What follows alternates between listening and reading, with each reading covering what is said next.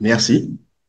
Je suis très honoré de prendre la parole aujourd'hui dans le cadre de ce webinaire organisé par RIMA et je tiens à remercier chaleureusement les organisateurs pour cette belle initiative qui contribue à renforcer le partage de la connaissance.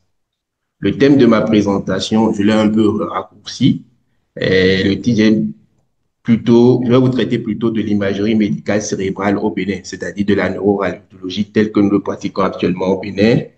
C'est un sujet majeur car l'imagerie cérébrale est au cœur du diagnostic et de la prise en charge des pathologies neurologiques, en particulier des urgences comme les accidents vasculaires cérébraux et les traumatismes crânio-encéphaliques. Au Bénin, comme dans beaucoup de pays africains, nous sommes face à un double défi.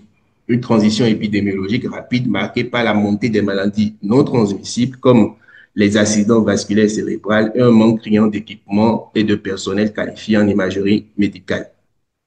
Mon objectif aujourd'hui est de partager avec vous un état des lieux de l'imagerie cérébrale au Bénin, ses avancées, ses défis et surtout les perspectives d'amélioration. J'espère que cette présentation suscitera échanges et réflexions pour contribuer à une meilleure prise en charge des patients. Je vous propose donc d'entrer ensemble dans ce sujet, comme l'a dit notre présentatrice, passionnant.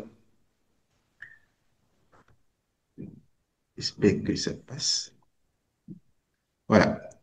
Les objectifs que je me suis fixés pour conduire cette présentation, c'était d'identifier les principales techniques d'imagerie médicale cérébrale utilisées, de comprendre les forces et les limites actuelles de l'imagerie cérébrale au Bénin, de mesurer l'impact d'un diagnostic cérébral rapide et fiable et d'explorer les pistes réalistes et durables pour renforcer l'imagerie cérébrale au Bénin. Pour conduire cette présentation, nous allons suivre le plan affiché, c'est-à-dire après une petite introduction pour poser le contexte et rappeler pourquoi l'imagerie cérébrale est aujourd'hui incontournable en médecine. Ensuite, nous verrons les moyens d'imagerie médicale cérébrale disponibles, puis nous dresserons un état des lieux concrets au Bénin. Et à partir de là, on va ouvrir la réflexion sur les perspectives d'avenir, comment améliorer l'accès, la formation et l'efficacité avant de conclure. Pour l'introduction, je vais vous lire une petite histoire. Il est 8 heures du matin, quelque part au Bénin. Un homme de 55 ans arrive soudainement avec une faiblesse du bras, des troubles de la parole. Tout évoque un accident vasculaire cérébral. Mais il n'y a pas sur place un scanner. La famille doit organiser alors son transfert vers la capitale ou dans une région, mais à plusieurs heures de route. Cette réalité, si vous êtes médecin ou bien étudiant en médecine, nous la connaissons tous et pourtant, sans imagerie, il n'y a pas de diagnostic fiable ni de traitement adapté. Quels sont donc les moyens d'imagerie cérébrale que nous disposons? Au nombre des moyens d'imagerie cérébrale que nous disposons pour explorer le cerveau, nous avons l'échographie, le scanner, l'IRM, et bientôt, nous avons la radiologie interventionnelle qui représente notre horizon d'avenir pour le diagnostic, mais surtout pour le traitement. Nous allons débuter par l'échographie. Pour rappel, le principe physique de l'échographie repose sur l'émission et la perception d'ondes ultrasonores qui traversent les tissus et qui se réfléchissent différemment selon leur nature. Cette réflexion est captée par un ordinateur qui le transforme les échos ensuite en images que l'on peut analyser en temps réel. Divers sondes sont utilisées. L'échographie cérébrale est surtout intéressante. C'est le nouveau néon, on l'appelle l'échographie transfrontalière. C'est une technique qui est particulièrement importante car elle est non invasive, sûre et permet d'examiner le cerveau à travers la fontanelle antérieure, une zone qui est encore ouverte chez le nouveau-né. L'ETF est systématiquement réalisé dans plusieurs situations, notamment chez les prématurés pour détecter d'éventuelles complications, en cas de souffrance néonatale ou périnatale afin d'évaluer l'état cérébral lors des bilans de malformations suspectées également, et en présence de symptômes neurologiques tels que les convulsions, les hypotonies ou les macrocranies. Nous réalisons d'habitude des coupes coronales et des coupes sagittales. On effectue un balayage complet du cerveau à travers la fontanelle. L'examen se termine généralement par une étude des vaisseaux intracrâniens avec une analyse précise du flux sanguin. Certaines images pathologiques peuvent être observées, notamment on peut retrouver par exemple une hémorragie intraparenchymateuse qui se caractérise sur cette image en coupe coronale du cerveau et du nouveau-né par une hyperéchogénicité en nappe qui est plus ou moins bien limitée et qui exerce déjà un effet de masse sur les structures de la ligne médiane et collabore complètement ici le ventricule. On peut avoir de temps en temps une dilatation des structures ventriculaires qu'on appelle l'hydrocéphalie, généralement observée en cas de complication d'une méningite néonatale.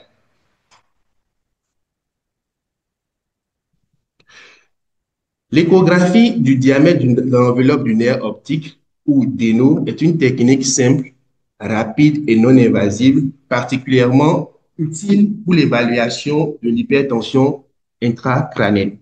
Le principe est brillant de simplicité. Lorsque la pression augmente à l'intérieur du crâne, elle se transmet au liquide céphalo-rachidien qui entoure le nerf optique, faisant gonfler son enveloppe comme un petit ballon. Et cette dilatation, nous pouvons la voir et la mesurer avec une sonde d'échographie. En réanimation, le DENO aide à surveiller les traumatismes crâniens. En unité neurovasculaire, elle peut soutenir la prise en charge des accidents cérébraux plutôt. Et en pédiatrie, elle devient un outil précieux dans le neuropaludisme. Dans le cas de suspicion d'un syndrome méningé, elle oriente avant la ponction lombaire et surtout, elle permet un suivi au lit du patient sans irradiation avec une grande accessibilité. La mesure du diamètre des enveloppes du nerf optique est aujourd'hui une technique qui est hautement standardisée, garantissant une bonne reproductibilité. Elle est totalement indolore et sans danger pour le patient. La mesure se fait en arrière du globe oculaire à une distance précise de la papille selon le standard défini par Messeret et Hall. Elle doit être réalisée perpendiculairement à l'axe du nerf optique à une distance d'environ 3 mm et il est recommandé de mesurer les deux yeux et de retenir pour l'interprétation la valeur la plus élevée.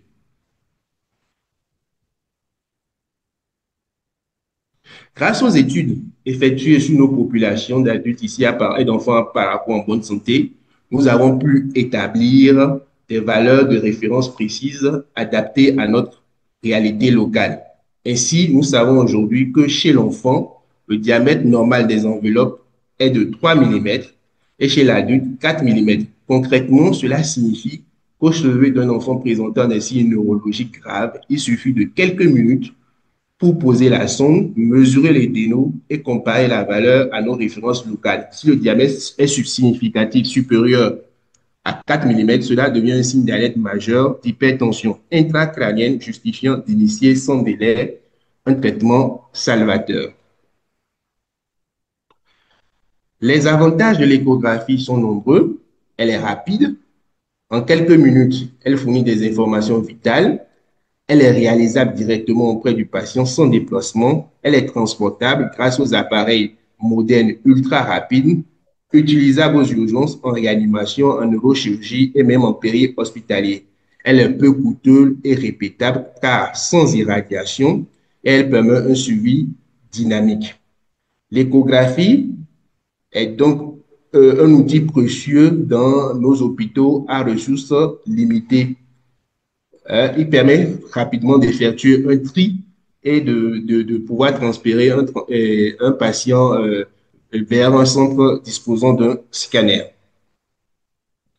Parmi toutes les limites de l'échographie cérébrale, une qui surpasse les autres, c'est l'échographie, c'est un examen opérateur dépendant. Cette formule, souvent répétée, traduit une réalité incontournable, c'est-à-dire que la qualité du diagnostic ne dépend pas seulement de la machine, mais surtout de l'œil, de la main et du savoir de celui qui l'utilise. L'opérateur doit maîtriser l'anatomie échographique, savoir rechercher les fenêtres acoustiques, éviter les artefacts et reconnaître des images parfois subtiles. Faire de l'échographie cérébrale un outil fiable de diagnostic précoce implique donc un investissement massif qui est prioritaire et non négociable, c'est-à-dire c'est une formation qu'il faut faire qualifiante et continue des médecins et des manipulateurs qui utilisent l'échographie. Après avoir exploré les potentialités et les limites de l'échographie, nous passons maintenant à un pilier de l'imagerie cérébrale, c'est la tomodensitométrie, qu'on appelle le plus souvent scanner.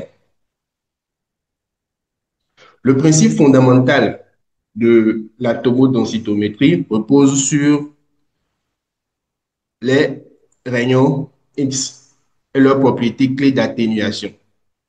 Contrairement à la radiographie standard qui fournit une image bidimensionnelle, le scanner s'appuie sur une couronne de détecteurs tournant autour du patient.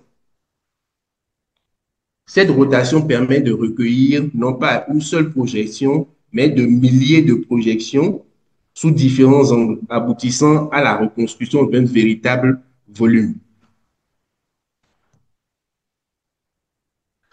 Ce volume est enregistré sous forme d'image d'abord en plan axial natif qui constitue le plan de lecture.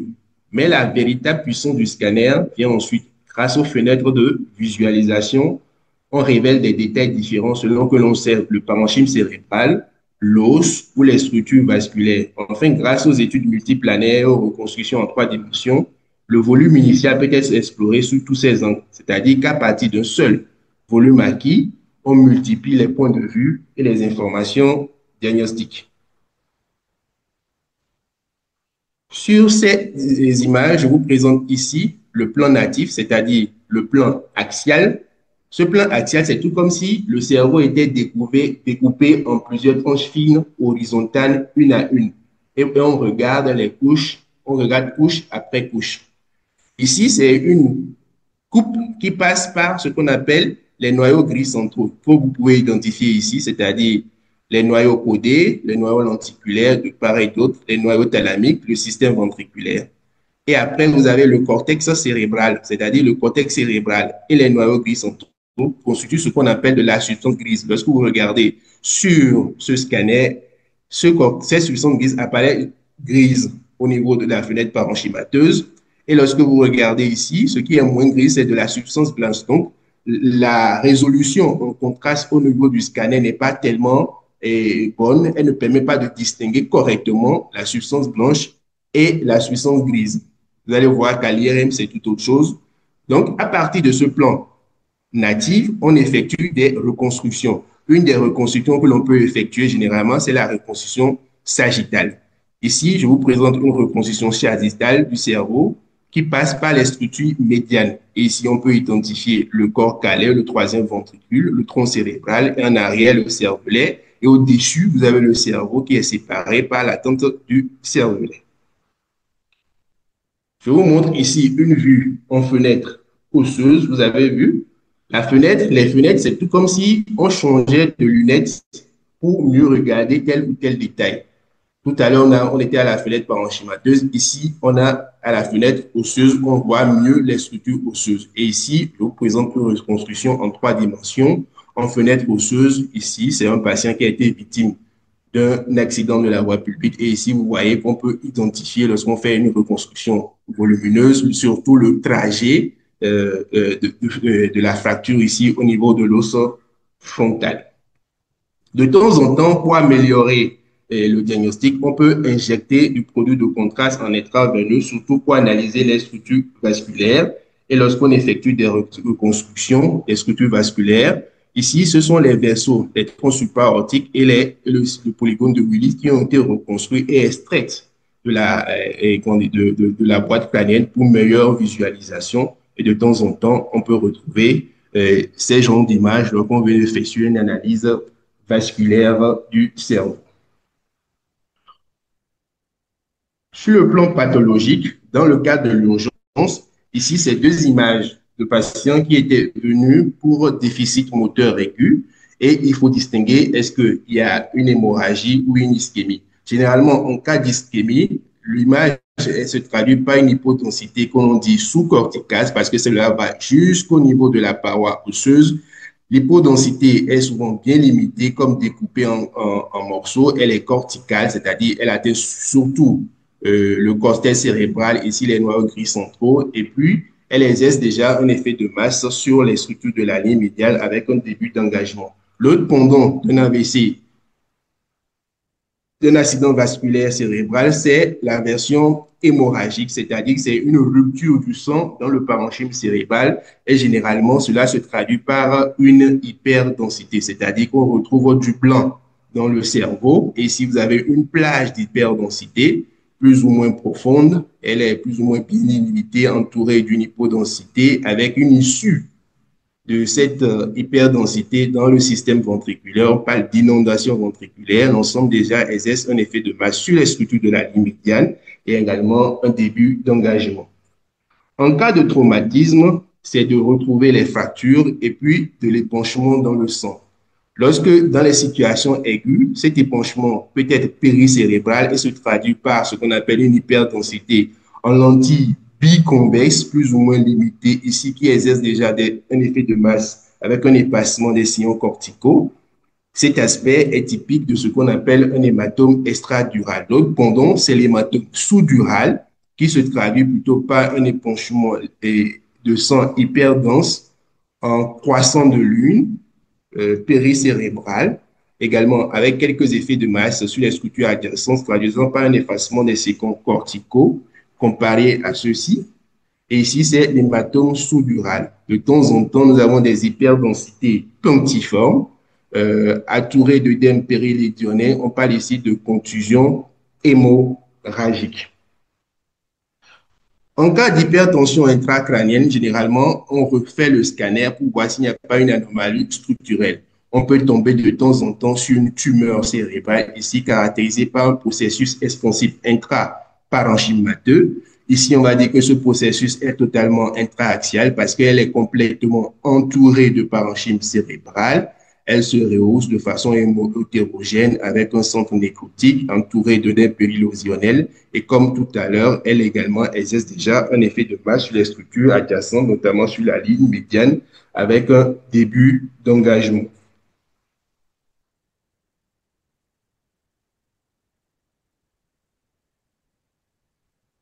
Comme on vient de le constater, en situation d'urgence, le scanner est souvent le premier examen, celui qui peut décider du pronostic vital. Devant un traumatisme crânien grave, il détecte en quelques secondes un hématome compressif nécessitant une intervention neurochirurgicale. Face à une suspicion d'accident vasculaire cérébral, il tranche la question entre une ischémie et une hémorragie. Ces distinctions conditionnent alors le traitement. Dans le cas d'hypertension intracrânienne suspectée, qu'elle soit liée à une hydrocéphalie ou une tumeur, il permet d'identifier la cause et d'évaluer son impact. Enfin, devant toute altération aiguë de la conscience, du simple trouble compulsionnel au coma, le scanner est l'outil clé pour éliminer une cause structurelle grave. Dans les pathologies chroniques, il reste également un outil essentiel de première intention. Il intervient dans l'exploration des céphalées persistantes pour exclure une cause organique. Il contribue à l'évaluation des épilepsies, à la recherche de séquelles cicatricielles ou de malformations. Il accompagne le diagnostic et le suivi des tumeurs cérébrales. Il participe à l'évaluation initiale des troubles cognitifs et des démasses. C'est un véritable pivot décisionnel, le scanner, et il est le prolongement quotidien du regard du clinicien, notamment du neurologue et du neurochirurgien. La durée du scanner cérébral est généralement inférieure à 5 minutes. Cette rapidité constitue un atout vital. Elle permet de réaliser l'examen même chez un patient agité ou peu opératif, là où une IRM est plus longue et serait impossible. Le deuxième avantage, c'est son accessibilité. D'abord géographique, nous disposons plus de scanners que d'IRM, et l'accessibilité également financière. Il est nettement moins coûteux que l'IRM, en moyenne 3 à 5 fois moins cher, et cet écart est décisif. Donc, la rapidité et l'accessibilité du scanner le consacrent comme l'examen de première intention incontournable dans la majorité des situations d'urgence. Le scanner est un outil précieux, mais également a des limites. Comme on l'a dit dans le principe physique, c'est un examen qui est irradiant. Donc, ce qui impose une prudence particulière chez l'enfant et la femme enceinte où l'IRM doit être privilégié. Ensuite, l'injection de produits de contraste iodés qui améliorent la détection des lésions, mais expose à des risques allergiques et rénaux. Nous avons vu qu'il est difficile de distinguer lorsque, en cas de pathologie de la substance blanche des autres tissus mous. Donc, nous avons une limite en termes de contraste, de résolution en contraste. Donc, pour l'analyse de la substance blanche et des nerfs, il est préférable d'avoir recours à une IRM qui offre un bilan complet. Donc, en résumé, le scanner est formidable, mais il faut savoir où s'arrêtent ses frontières. Nous passons maintenant à l'imagerie par résonance magnétique. Et ici, préparez-vous maintenant à découvrir l'IRM qui ouvre une fenêtre extraordinaire sur le cerveau, son fonctionnement et ses pathologies les plus sensibles, les plus subtiles. L'IRM repose sur une propriété fondamentale de la matière, c'est la caractéristique gyromagnétique des protons d'hydrogène. Comme notre corps est constitué en une grande partie d'eau, c'est-à-dire les 2 tiers de notre corps, c'est de l'eau, il contient donc en abondance des noyaux d'hydrogène. Ces protons se comportent comme de minuscules aimants, car ils possèdent ce qu'on appelle un spin. Le spin désigne la propriété intrinsèque des particules comparable à une petite rotation sur elles-mêmes. C'est ce mouvement qui leur confère un champ magnétique et permet leur interaction avec le champ magnétique de l'IRM. Le principe de l'IRM, de la formation du signal de l'IRM se déroule généralement en 3 étapes. La première étape, c'est l'aimantation, c'est-à-dire qu'on place le patient, ici le cerveau, dans un champ magnétique très puissant.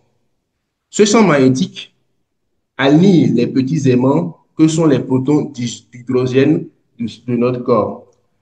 Deuxième étape, nous avons l'excitation. L'excitation, on utilise une onde de radiofréquence qui est brièvement envoyée sur le cerveau.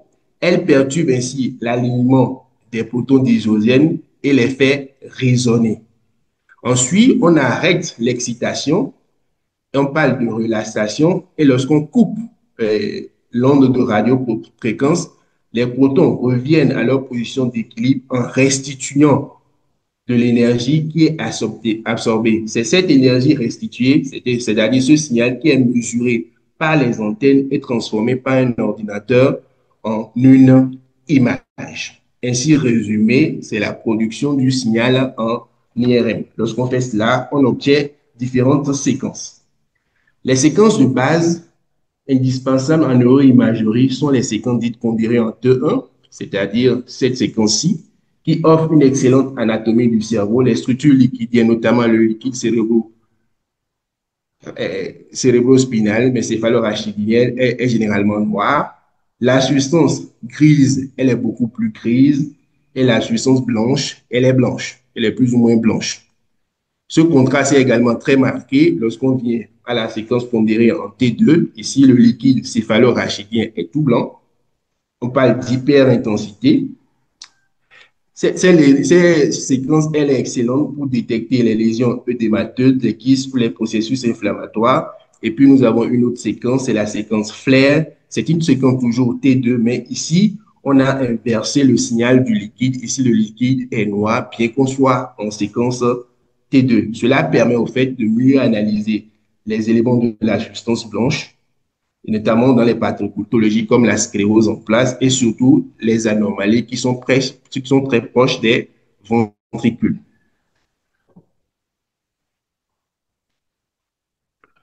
L'IRM de diffusion est une technique d'imagerie puissante. C'est une imagerie qui est également en T2, mais ici, on analyse la microstructure du cerveau et de sa connectivité, ce qui en fait un outil indispensable en neurologie et en recherche cérébrale. La séquence de diffusion est indispensable en urgence, notamment pour l'AVC ischémique. Elle permet de détecter en quelques minutes les zones où l'eau ne diffuse plus normalement, signalant ainsi l'ischémie. Le choix et la combinaison des séquences permet une analyse fine et complète du parenchyme cérébral.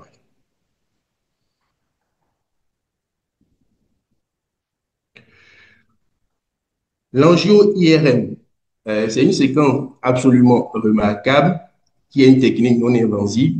L'angio-IRM peut se faire de deux façons. La première façon, c'est l'angio-IRM partant de vol. Ici, on n'utilise pas d'injection de produits de contraste, notamment il n'y a pas d'injection de gadolinium. C'est une séquence qui est très utilisée pour analyser les artères du polygone de Willis, notamment en cas de suspicion d'accident vasculaire cérébral. C'est basée sur l'entrée du sang frais non saturé dans la zone imagée qui produit un signal très intense. La deuxième façon de faire de l'enjeu IRM, c'est-à-dire on injecte un produit de contraste gadoliné et celui-ci est traitement particulièrement utile lorsqu'on veut analyser les anévrismes complexes des sténoses. Ce produit, c'est-à-dire le gadolinium, est moins néphrotoxique que les produits iodés et permet une visualisation vasculaire exceptionnelle. Ici, c'est un enjeu IRM qui est fait après injection de gadolinium. Vous voyez que l'on distingue correctement les artères du polygone de Willis et même les petites artères qui sont plus loin.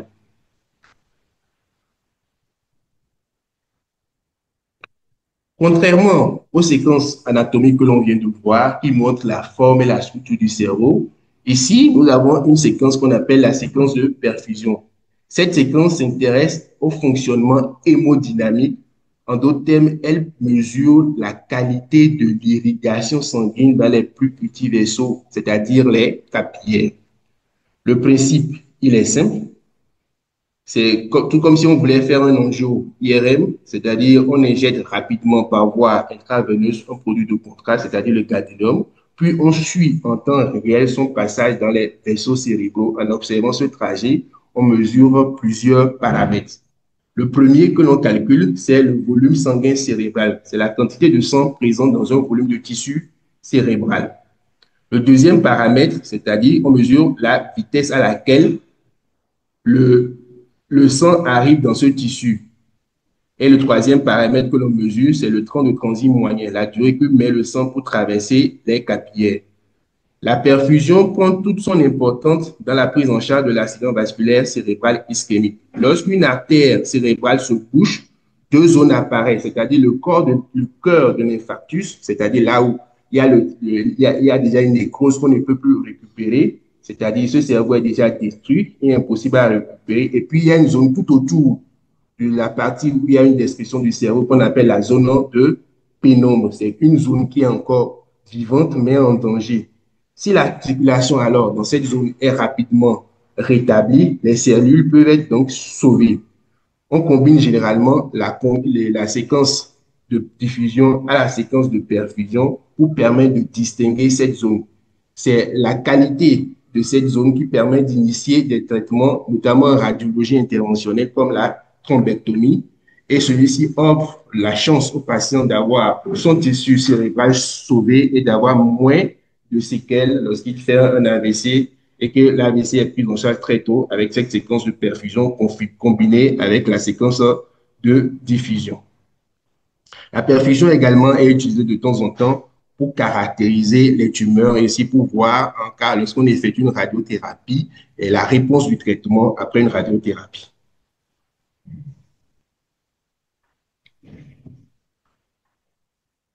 Une autre séquence fonctionnelle que l'on utilise lorsqu'on effectue de l'IM Rochon, c'est la tractographie. La tractographie, c'est une séquence qui met en lumière la connectivité dynamique du cerveau. Elle permet de cartographier in vivo les faisceaux de la substance blanche qui sont de véritables autoroutes de l'information reliant entre elles les différentes régions du cerveau. Son principe repose sur une séquence particulière qu'on appelle l'IRM de diffusion tensorielle. Cette technique mesure la direction et la restriction du mouvement des molécules d'eau dans les tissus. Dans la substance blanche, l'on sait que l'eau diffuse préférentiellement le long des axones, ces prolongements neuronaux gainés de myéline. À partir des millions de mesures effectuées, l'ordinateur reconstruit en 3D comme ici la trajectoire des principaux vaisseaux nerveux. Le résultat est une représentation spectaculaire, comme le voyez, où apparaissent littéralement, on retrouve les câbles du cerveau. Les applications cliniques de la tractographie sont nombreuses et déterminantes.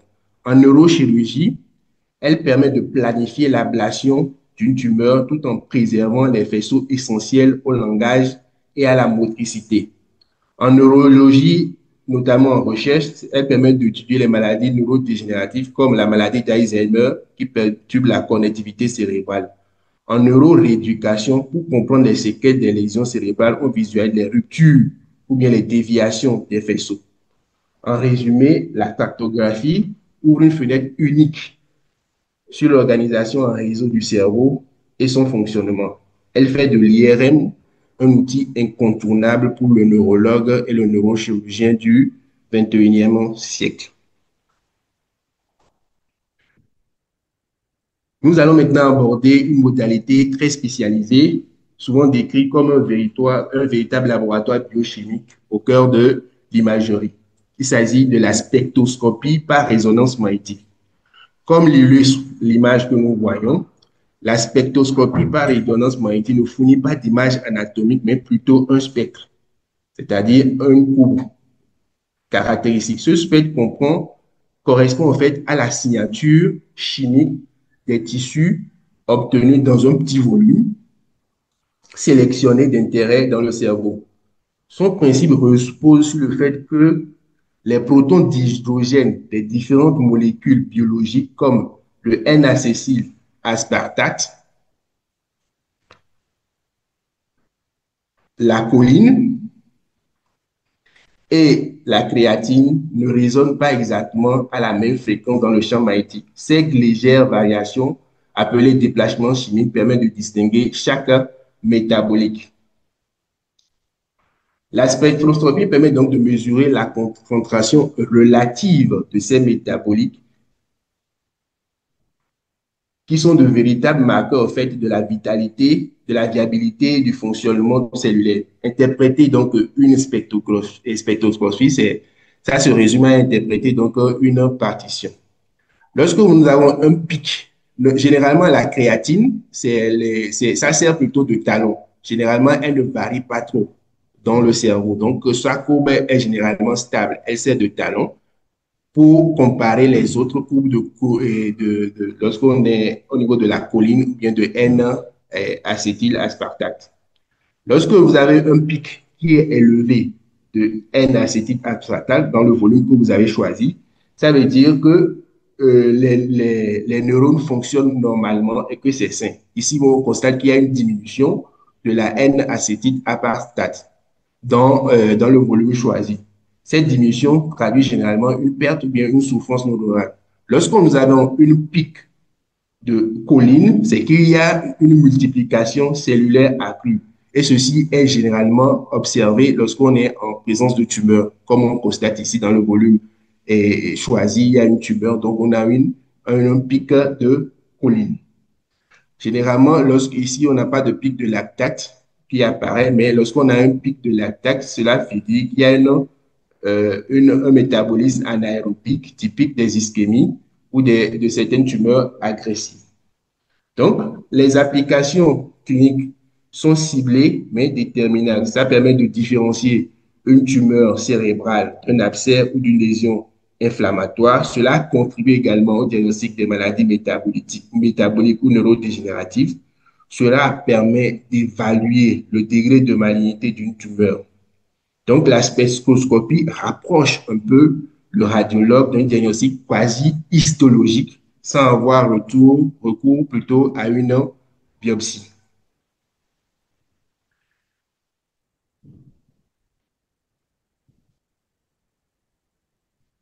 L'IRM est donc irremplaçable dans le diagnostic neurologique. Son rôle repose sur deux piliers essentiels, c'est-à-dire l'expertise de pointe dans les pathologies complexes et d'autre part son rôle de complément indispensable au scanner dans les situations d'urgence aiguë. L'IRM est aujourd'hui le gold standard pour de nombreuses affections. La précision et la résolution en contraste sont essentielles. Même dans l'urgence, un domaine où le scanner garde la priorité grâce à sa rapidité, L'IRM a des indications majeures. Grâce à la séquence de diffusion, elle est plus sensible que le scanner pour détecter un AVC ischémique dès les toutes premières heures. Elle est également supérieure pour détecter une hémorragie méningée retardée, une thrombose veineuse cérébrale ou encore pour caractériser des infections comme les aptères ou les encéphalites. Le scanner et l'IRM ne sont pas en compétition, mais ils sont plutôt en synergie. Si le scanner est le gardien des urgences, c'est-à-dire le scanner est rapide, efficace et assertif, l'IRM est l'expert. Il confirme, affirme et caractérise avec une précision exceptionnelle. Ensemble, donc, l'IRM et le scanner constituent un duo incontournable capable de couvrir l'ensemble des besoins en imagerie cérébrale. Le premier atout de l'IRM, c'est ça, comme l'a dit, c'est sa résolution tissulaire exceptionnelle. Elle offre une finesse inégalée. C'est un outil incontournable pour identifier les anomalies qui sont invisibles au scanner. Le deuxième avantage de l'IRM, c'est l'absence totale de rayonnement ionisant. Contrairement au scanner, l'IRM n'utilise pas de rayon X. Elle peut donc répéter sans danger, ce qui est précieux pour les enfants et surtout pour la femme enceinte à l'exception du premier trimestre par précaution. Le troisième point fort, c'est la richesse des séquences, à la fois morphologiques et fonctionnelles, et sa très grande spécificité. En résumé, l'IRM n'est pas seulement une technique d'imagerie, c'est une véritable plateforme d'exploration complète du système nerveux, à la fois non invasive, sûre et extrêmement performante sur le plan diagnostique. Les limites de l'IRM, sa première limite, c'est la durée d'acquisition. Un examen cérébral, lorsqu'il est complet, peut durer 20 à 45 minutes, voire plus. Cette caractéristique la rend moins pratique lorsqu'on est dans une urgence absolue, où chaque minute compte, le scanner est plus rapide et reste souvent le premier choix. La deuxième limite, c'est son coût. Il est élevé aussi bien dans l'achat que dans l'entretien. La troisième limite essentielle, c'est l'exigence d'immobilité totale. C'est-à-dire la qualité de l'image de l'IRM est extrêmement sensible au mouvement. Toute agitation, tout déplacement rend les images ininterprétables. Cette contrainte la rend difficile à réaliser chez les patients confus, agités ou chez des jeunes enfants qui nécessitent souvent une sédation ou une anesthésie générale, ajoutant de la complexité et des risques à l'examen. La quatrième limite, ce sont les comptes rendus, les contre-indications plutôt absolues. C'est la présence d'un pacemaker cardiaque qui est non compatible, la présence de clips vasculaires anciens ou d'éclats métalliques intraoculaires ou intracrâniens qui sont des contre-indications formelles en raison du champ magnétique puissant. Donc, il faut vraiment faire un bilan pré-IRM qui doit être très rigoureux pour éliminer toutes ces contre-indications. La troisième limite, c'est la sensibilité de l'IRM aux artefacts. Outre les mouvements, nous avons des artefacts de déglutition du flux sanguin qui peuvent rendre la lecture difficile en pratique quotidienne et nécessiter des répétitions, allongeant ainsi les séquences et la durée de l'examen.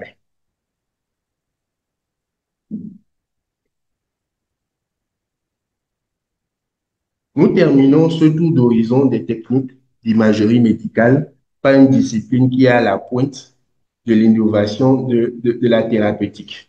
Il s'agit de la radiologie interventionnelle. Ici, je vous présente une salle de radiologie interventionnelle avec une angiographie biplan de haute technologie. Cette table, le gouvernement du Bénin a fait un effort. Il semble qu'il y a une table qui est disponible maintenant au Chic, mais elle n'est pas encore tout à fait fonctionnelle.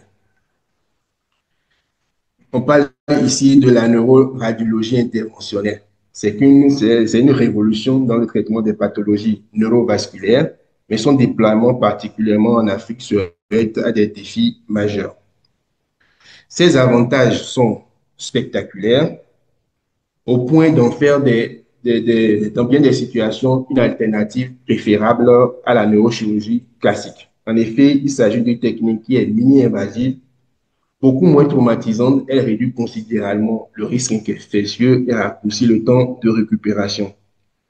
Son impact le plus important, ça concerne plutôt la prise en charge des accidents vasculaires cérébrales ischémiques grâce à la thrombectomie mécanique. En faisant cela très tôt, on diminue la mortalité et les séquelles graves.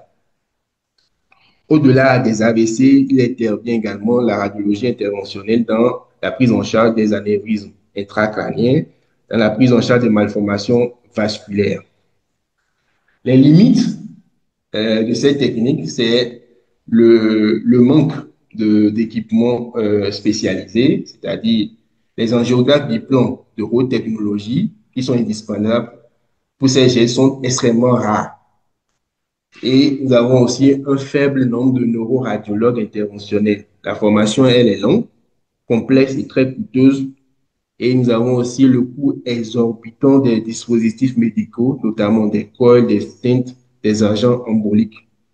C'est ces contraintes-là qui rendent pour le moment carrément les, euh, l'inaccessibilité géographique de la radiologie interventionnelle en ce moment. Et il faut dire aussi qu'il y a très peu de cliniciens qui sont sensibilisés à l'existence de cette technique, donc ce qui entrave également encore son développement.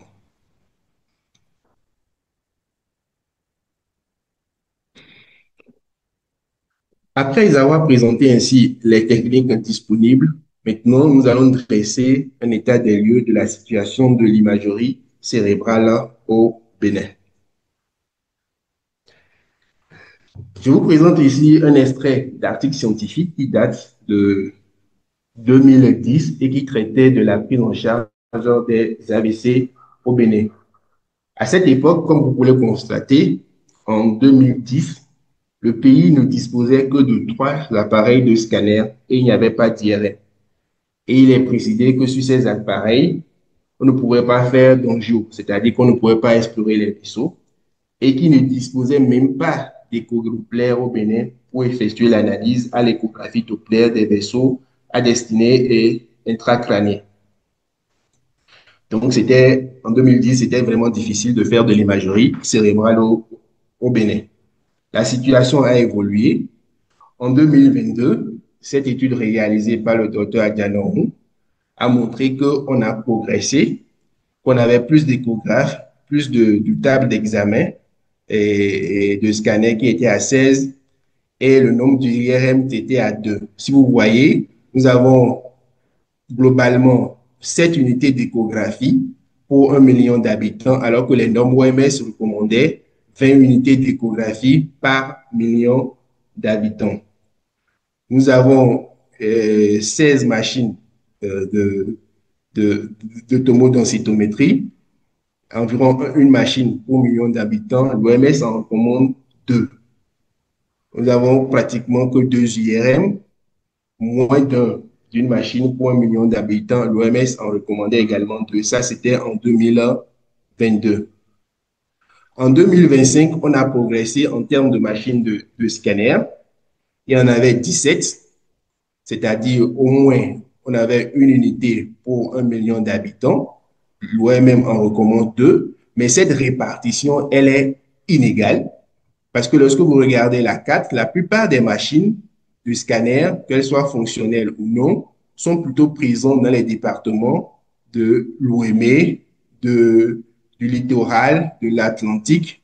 Et nous avons quelques machines seulement pour la partie septentrionale du pays, c'est-à-dire notamment dans le Borgou et dans la Donga et dans la Takora. Il y a des départements qui sont totalement dépourvus de machines, c'est-à-dire la Liborie n'en a pas, les collines, le Zou, le plateau, le Mono, le Koufou n'en ont pas. Donc, l'histoire qui avait introduit notre présentation, si vous avez un parent qui séjourne dans ces départements et qui a un déficit neurologique focal brutal, il a une perte de chance comparée à ceux qui sont dans les autres départements. Donc, il n'y a pas de scanner alors qu'on a dit que le temps, c'est du cerveau. Time is brain.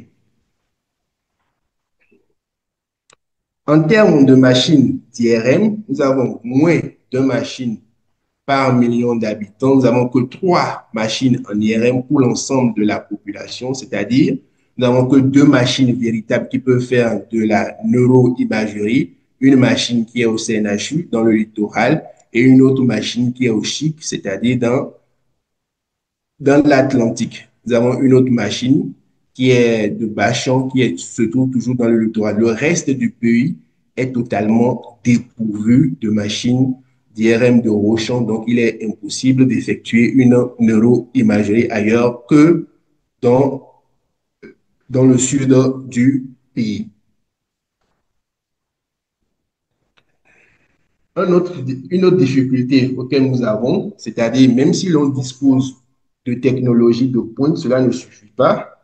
Le premier défi que l'on a, c'est l'écosystème technologique et informatique qui est défaillant. Nous avons des équipements maintenant qui sont récents, qui sont livrés, mais sans écosystème informatique indispensable pour explorer pleinement la puissance de ces machines. Nous manquons cruellement du système PAX pour archiver et partager et lire les études de façon standardisée, de serveurs suffisants pour stocker la masse colossale de données générées par un scanner ou un IRM, d'outils informatiques et de logiciels de post-traitement avancés pour la reconstruction 3D.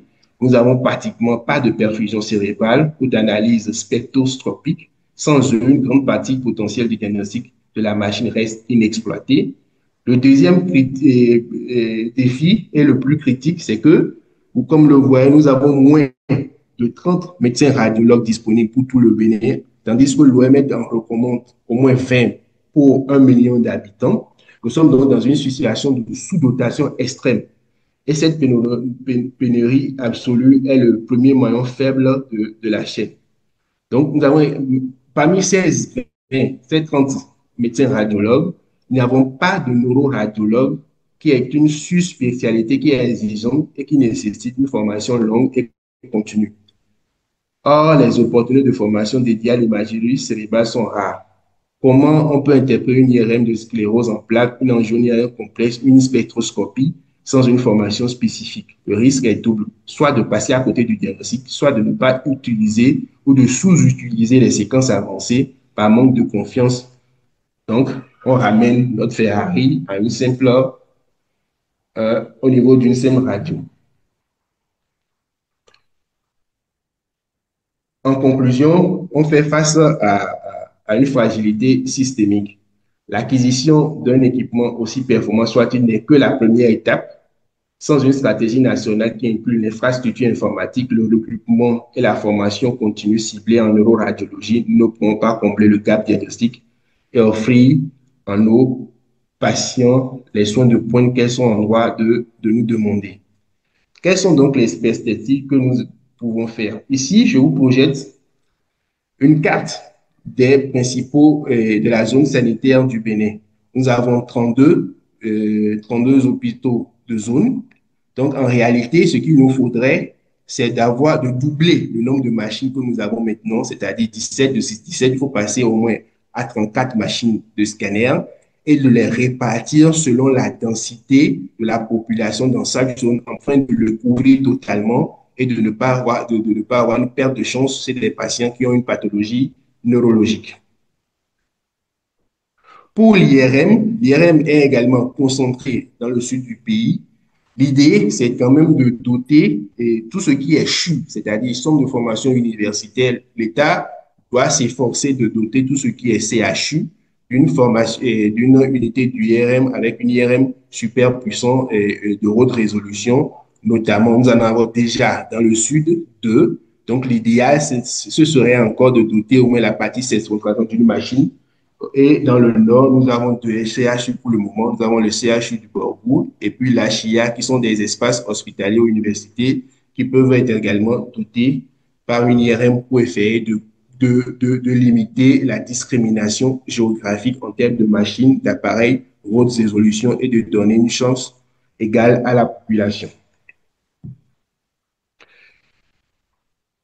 Quant à la formation, il faudrait qu'on augmente significativement le nombre de médecins radiologues formés localement. Cela implique donc de renforcer les capacités de formation initiale en créant de nouvelles places d'internat de radiologie, d'augmenter également le nombre de DS formés en octroyant des bourses afin de combler le déficit criard par rapport aux normes internationales.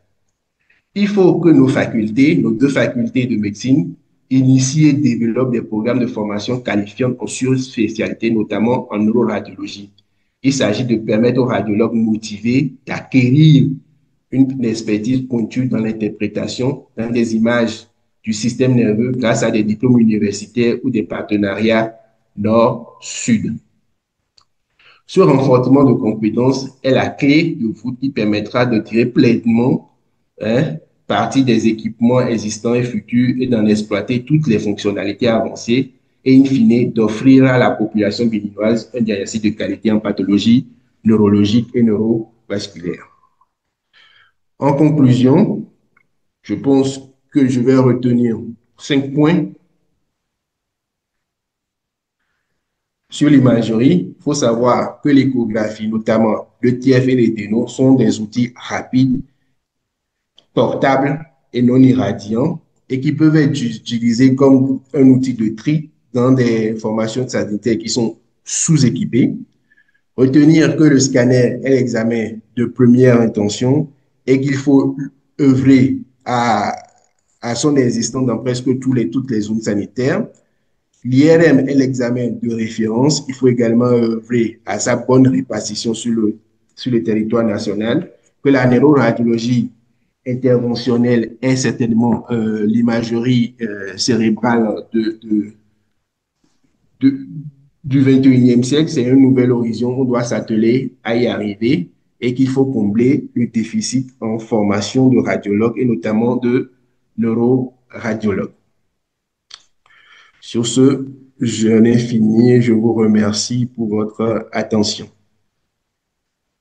Merci beaucoup, professeur, pour cette présentation remarquable, riche en contenu et d'une grande valeur pédagogique.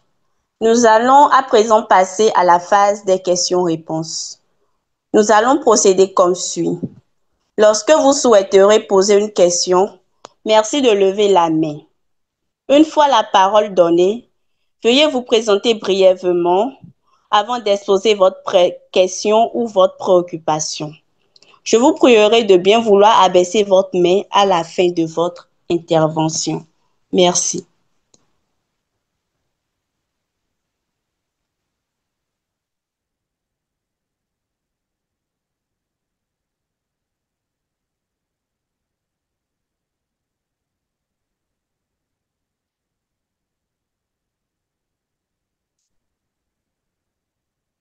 Bonjour, professeur Fatiba. J'espère que vous allez très bien.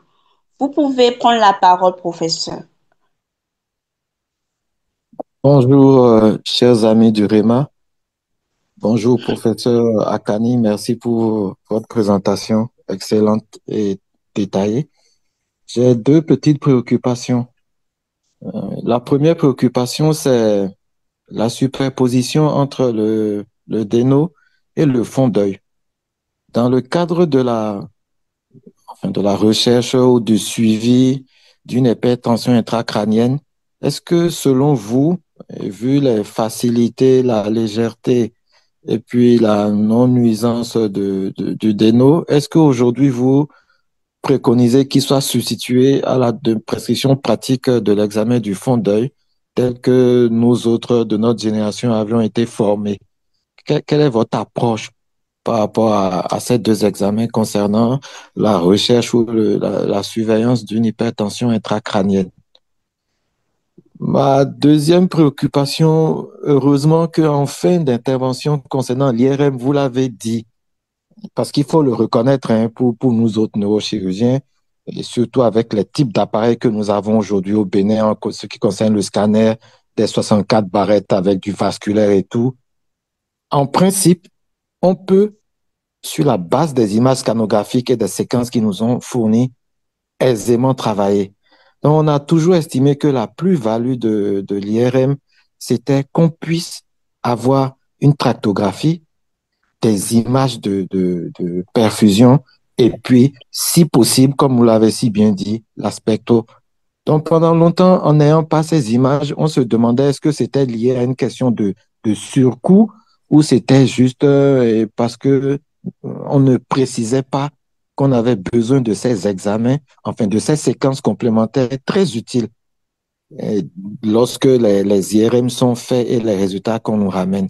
Maintenant que vous nous dites que c'est une question de logiciel, et qu'est-ce qui peut être fait pour que ce soit réglé? Autrement, comme vous l'avez si bien dit, on a des Lamborghini qui sont utilisés comme des Renault 4 et ça, je trouve que c'est vraiment dommage. Ça ne nous apporte rien. L'imagerie cérébrale en termes d'IRM, si on ne peut pas disposer de ces séquences pour avoir une meilleure approche même d'indications opératoires avant même d'aller à la chirurgie et de savoir, surtout avec l'aspecto, c'est son avantage, savoir si on a un abcès ou si on a un glioblastome, par exemple.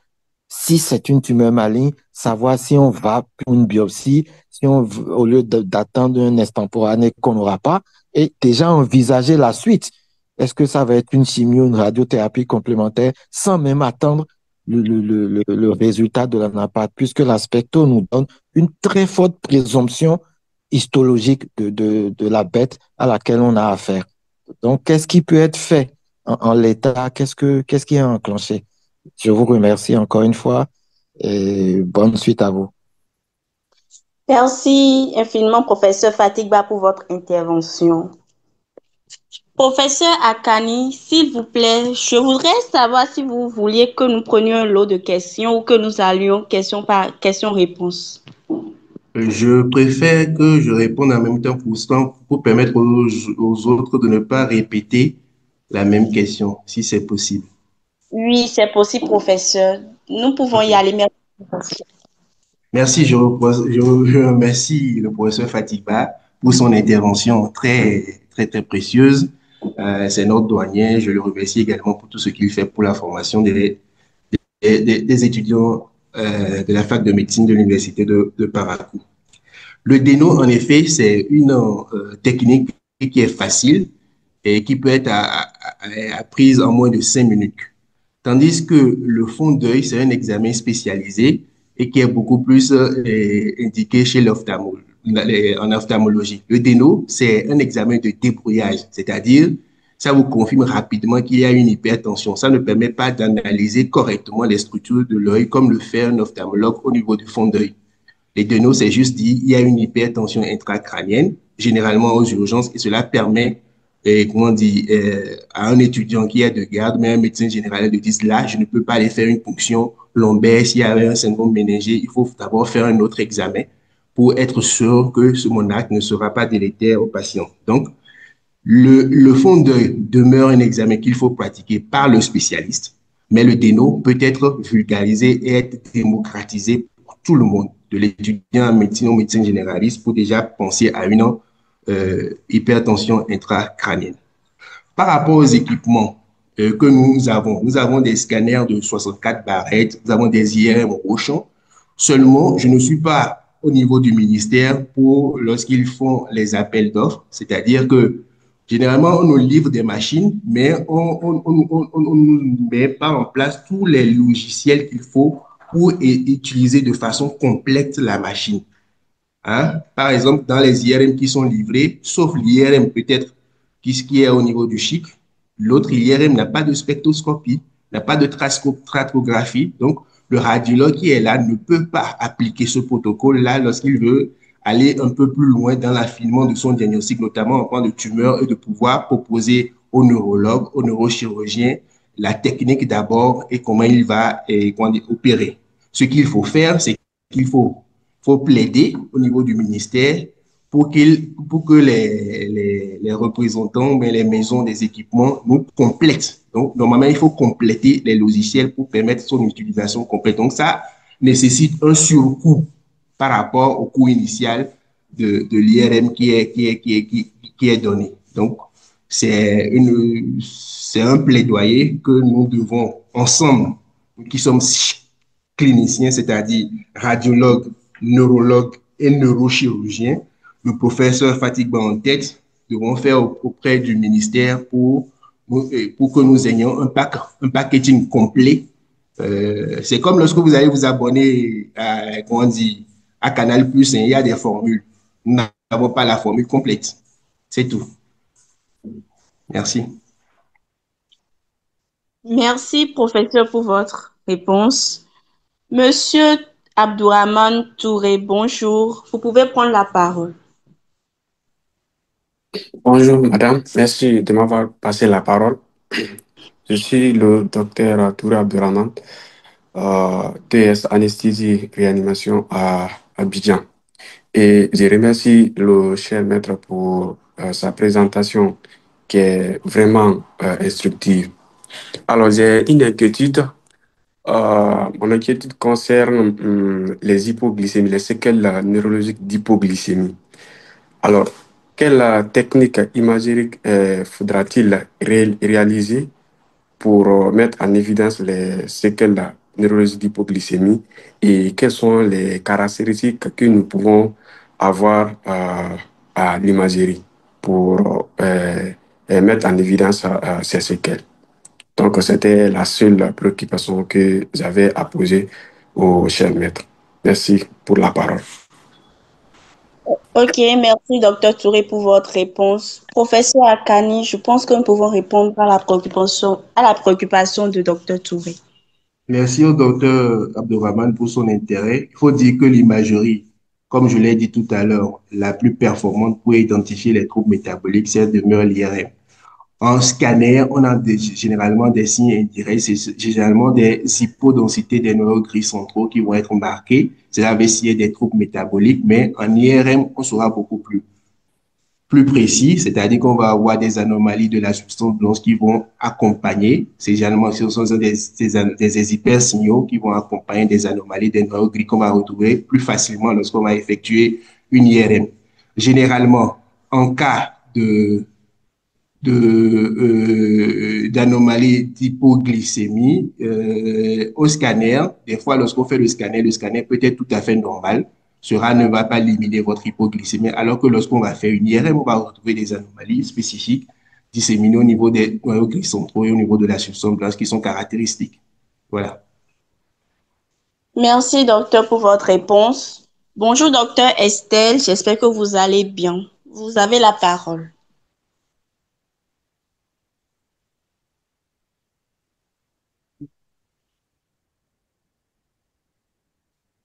Docteur Estelle, nous ne vous recevons pas bien. Vous pouvez prendre la parole. Bonjour, Bonjour, docteur. vous allez bien? Oui, nous allons très bien. J'espère que vous aussi. Oui, très bien, merci. Je remercie professeur pour la présentation. Je remercie aussi Rema de nous avoir donné cette opportunité de, de renforcement de capacité et aussi d'échange. Je suis médecin légiste en formation, je suis en 3e année à Dakar et j'aimerais savoir un peu l'apport que pourrait avoir l'imagerie cérébrale en médecine légale. Et aussi, est-ce qu'au Bénin, ils arrivent à travailler avec des médecins légistes et quelles sont les indications quelles sont les principales indications pour une imagerie cérébrale, que ce soit en dommages corporels ou bien en thanatologie. Merci. Merci, docteur Estelle, pour votre préoccupation, pour votre question. Docteur Akani, je pense que nous Oui, pouvons répondre. Merci. bonjour, docteur excellent. Estelle, c'est une excellente question. C'est que seulement que dans un pays à ressources limitées, n'arrivons pas pour le moment à soigner les vivants. Donc, généralement, c'est difficile d'avoir des places pour l'imagerie thanatologique. Mais c'est une branche spécialisée de l'imagerie médicale cérébrale et notamment de la médecine légale. Quelquefois, nous avons des demandes pour réaliser cette imagerie cérébrale, mais en fonction des coutumes et des mœurs, on n'a pas encore l'habitude de les réaliser. Nous nous limitons pour le moment à réaliser surtout des radiographies standards en cas de meurtre par agression et des coups reçus sur le crâne, nous le pratiquons généralement avec notre pathologiste d'ici à Paracourt, le professeur Brun, avec qui nous collaborons de temps en temps pour réaliser ces imageries lorsqu'il nous invite. C'est vrai qu'on n'a pas l'habitude et lorsqu'on y va, on est obligé d'y aller avec des lectures et des précisions pour répondre à ces indications comme il vaudrait. Voilà. Sinon, c'est une spécialité de l'imagerie. La thanatologie également. Merci. Merci, professeur, pour votre réponse.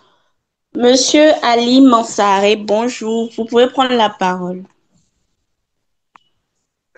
Ok, bonjour, madame, pour la parole. Et merci, professeur, pour la présentation. Et nous remercions le REMA pour nous donner cette chance pour vraiment essayer d'augmenter aussi notre connaissance.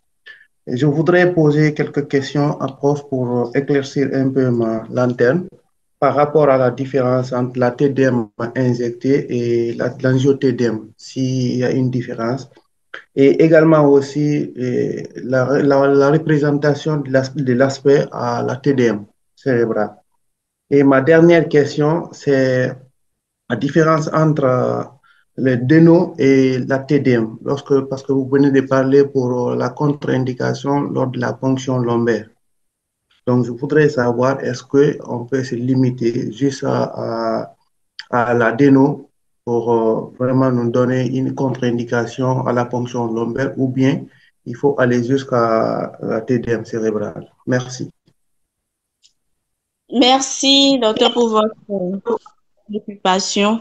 Docteur Akani, je pense que nous pouvons répondre à la préoccupation de docteur Ali. Exactement. Merci le docteur Ali pour son intérêt. La différence entre la TDM injectée et l'angio-TDM. Lorsqu'on fait une TDM injectée, on n'explore pas spécifiquement les vaisseaux. C'est-à-dire qu'on augmente,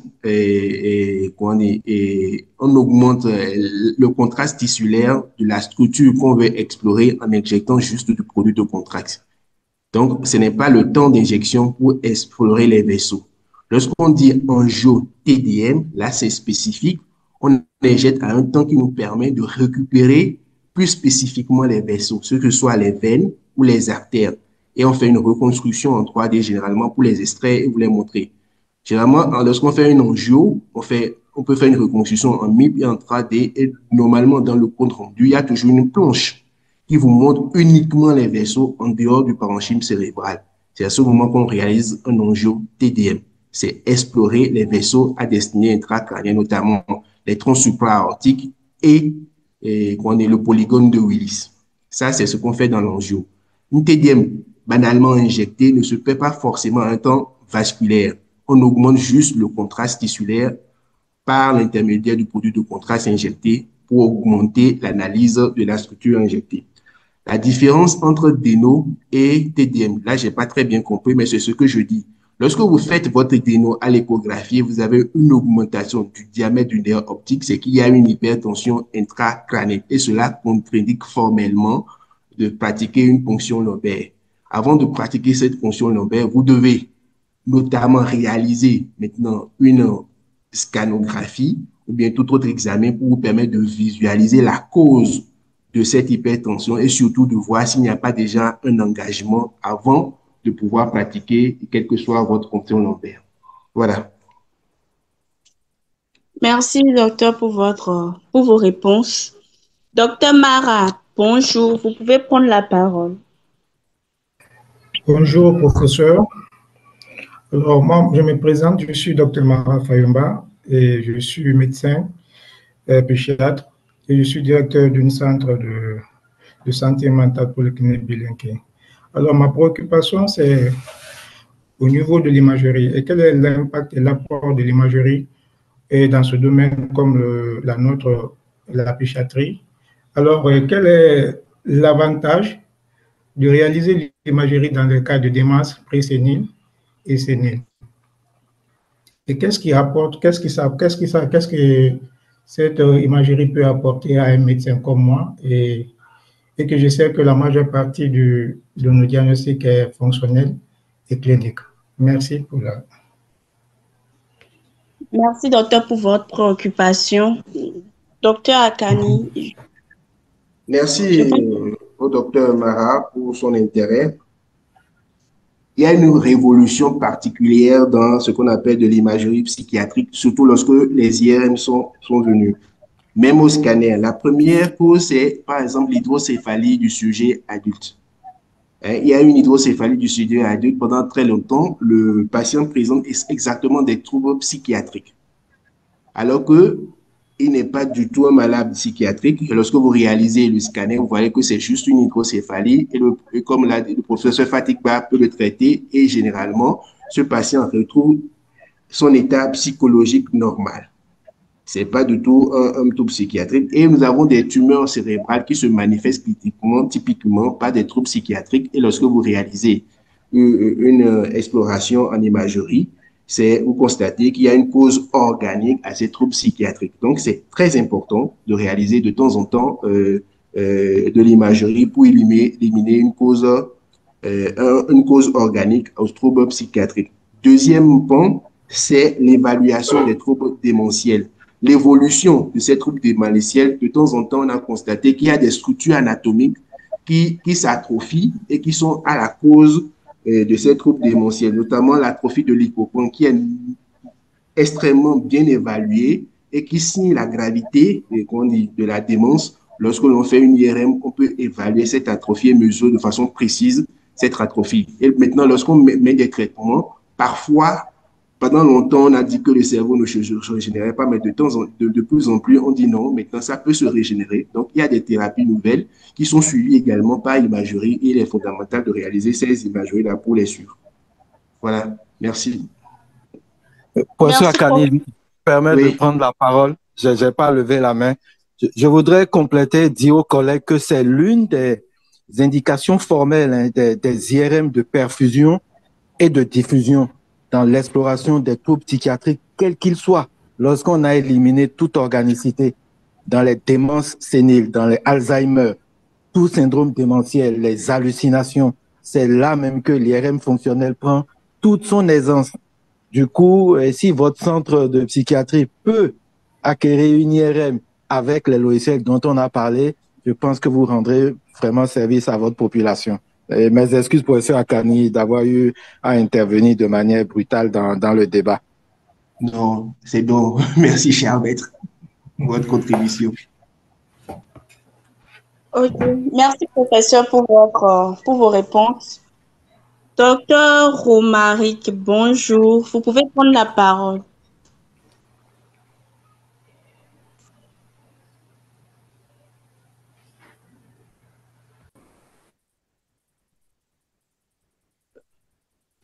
Docteur Romaric. Oui, bonjour. Bonjour. Moi, je me présente, je m'appelle docteur José Romaric, je suis médecin en spécialisation de neurologie en troisième année à Cotonou. Alors, ma question est, d'abord, je remercie notre cher maître pour sa présentation qui est hyper enrichissante. J'avoue que j'ai eu beaucoup de choses, moi, dans ma spécialité, parce que c'était beaucoup plus la neuroimagerie, donc ça m'a beaucoup aidé. Mes questions sont beaucoup plus, ne sont pas beaucoup plus dans, je vais dire, ce qui a été dit en ce qui concerne la neuroimagerie en elle-même. C'est beaucoup plus au niveau des chiffres qui ont été donnés par notre cher maître à la fin de la présentation. C'est par rapport à la répartition inégale des appareils d'exploration au Bénin et au niveau des médecins radiologues présents sur place. Alors, par rapport à la répartition inégale des appareils, je pense que ça, c'est un fait indéniable à la société, ceux qui sont beaucoup plus à même d'acquérir. Je parle des structures privées qui sont beaucoup plus à même d'acquérir ces appareils, sont beaucoup plus situés au sud du pays, donc ce qui fait qu'on a beaucoup plus ces appareils au sud, ça c'est inévitable. Mais par rapport au nombre de médecins radiologues présents au Bénin, bon, moi je peux le dire, dans notre spécialité de neurologie, on a ce problème où dans l'entrée dans le DES, on n'est souvent pas très nombreux. Le nombre de DES qu'il y a est quand même très infime. Mais quand je jette un coup d'œil à la spécialité au DES de radiologie, je vois quand même un homme assez important, que ce soit dans les différentes années. Est-ce que ça ne soulève pas ce problème qui se pose de façon récurrente, qui est la fuite des talents? Ça, c'est un problème qui me tient quand même beaucoup à cœur. Et en dernière position, pour revenir un peu sur le contenu de ce qui a été présenté, en ce qui concerne l'imagerie, l'IRM, l'imagerie par résonance magnétique, est utilisée en post-mortem, parce qu'il y a tout à l'heure, il y a une de nos collègues du Sénégal, je pense, qui a demandé la place de l'imagerie par résonance magnétique en post-mortem.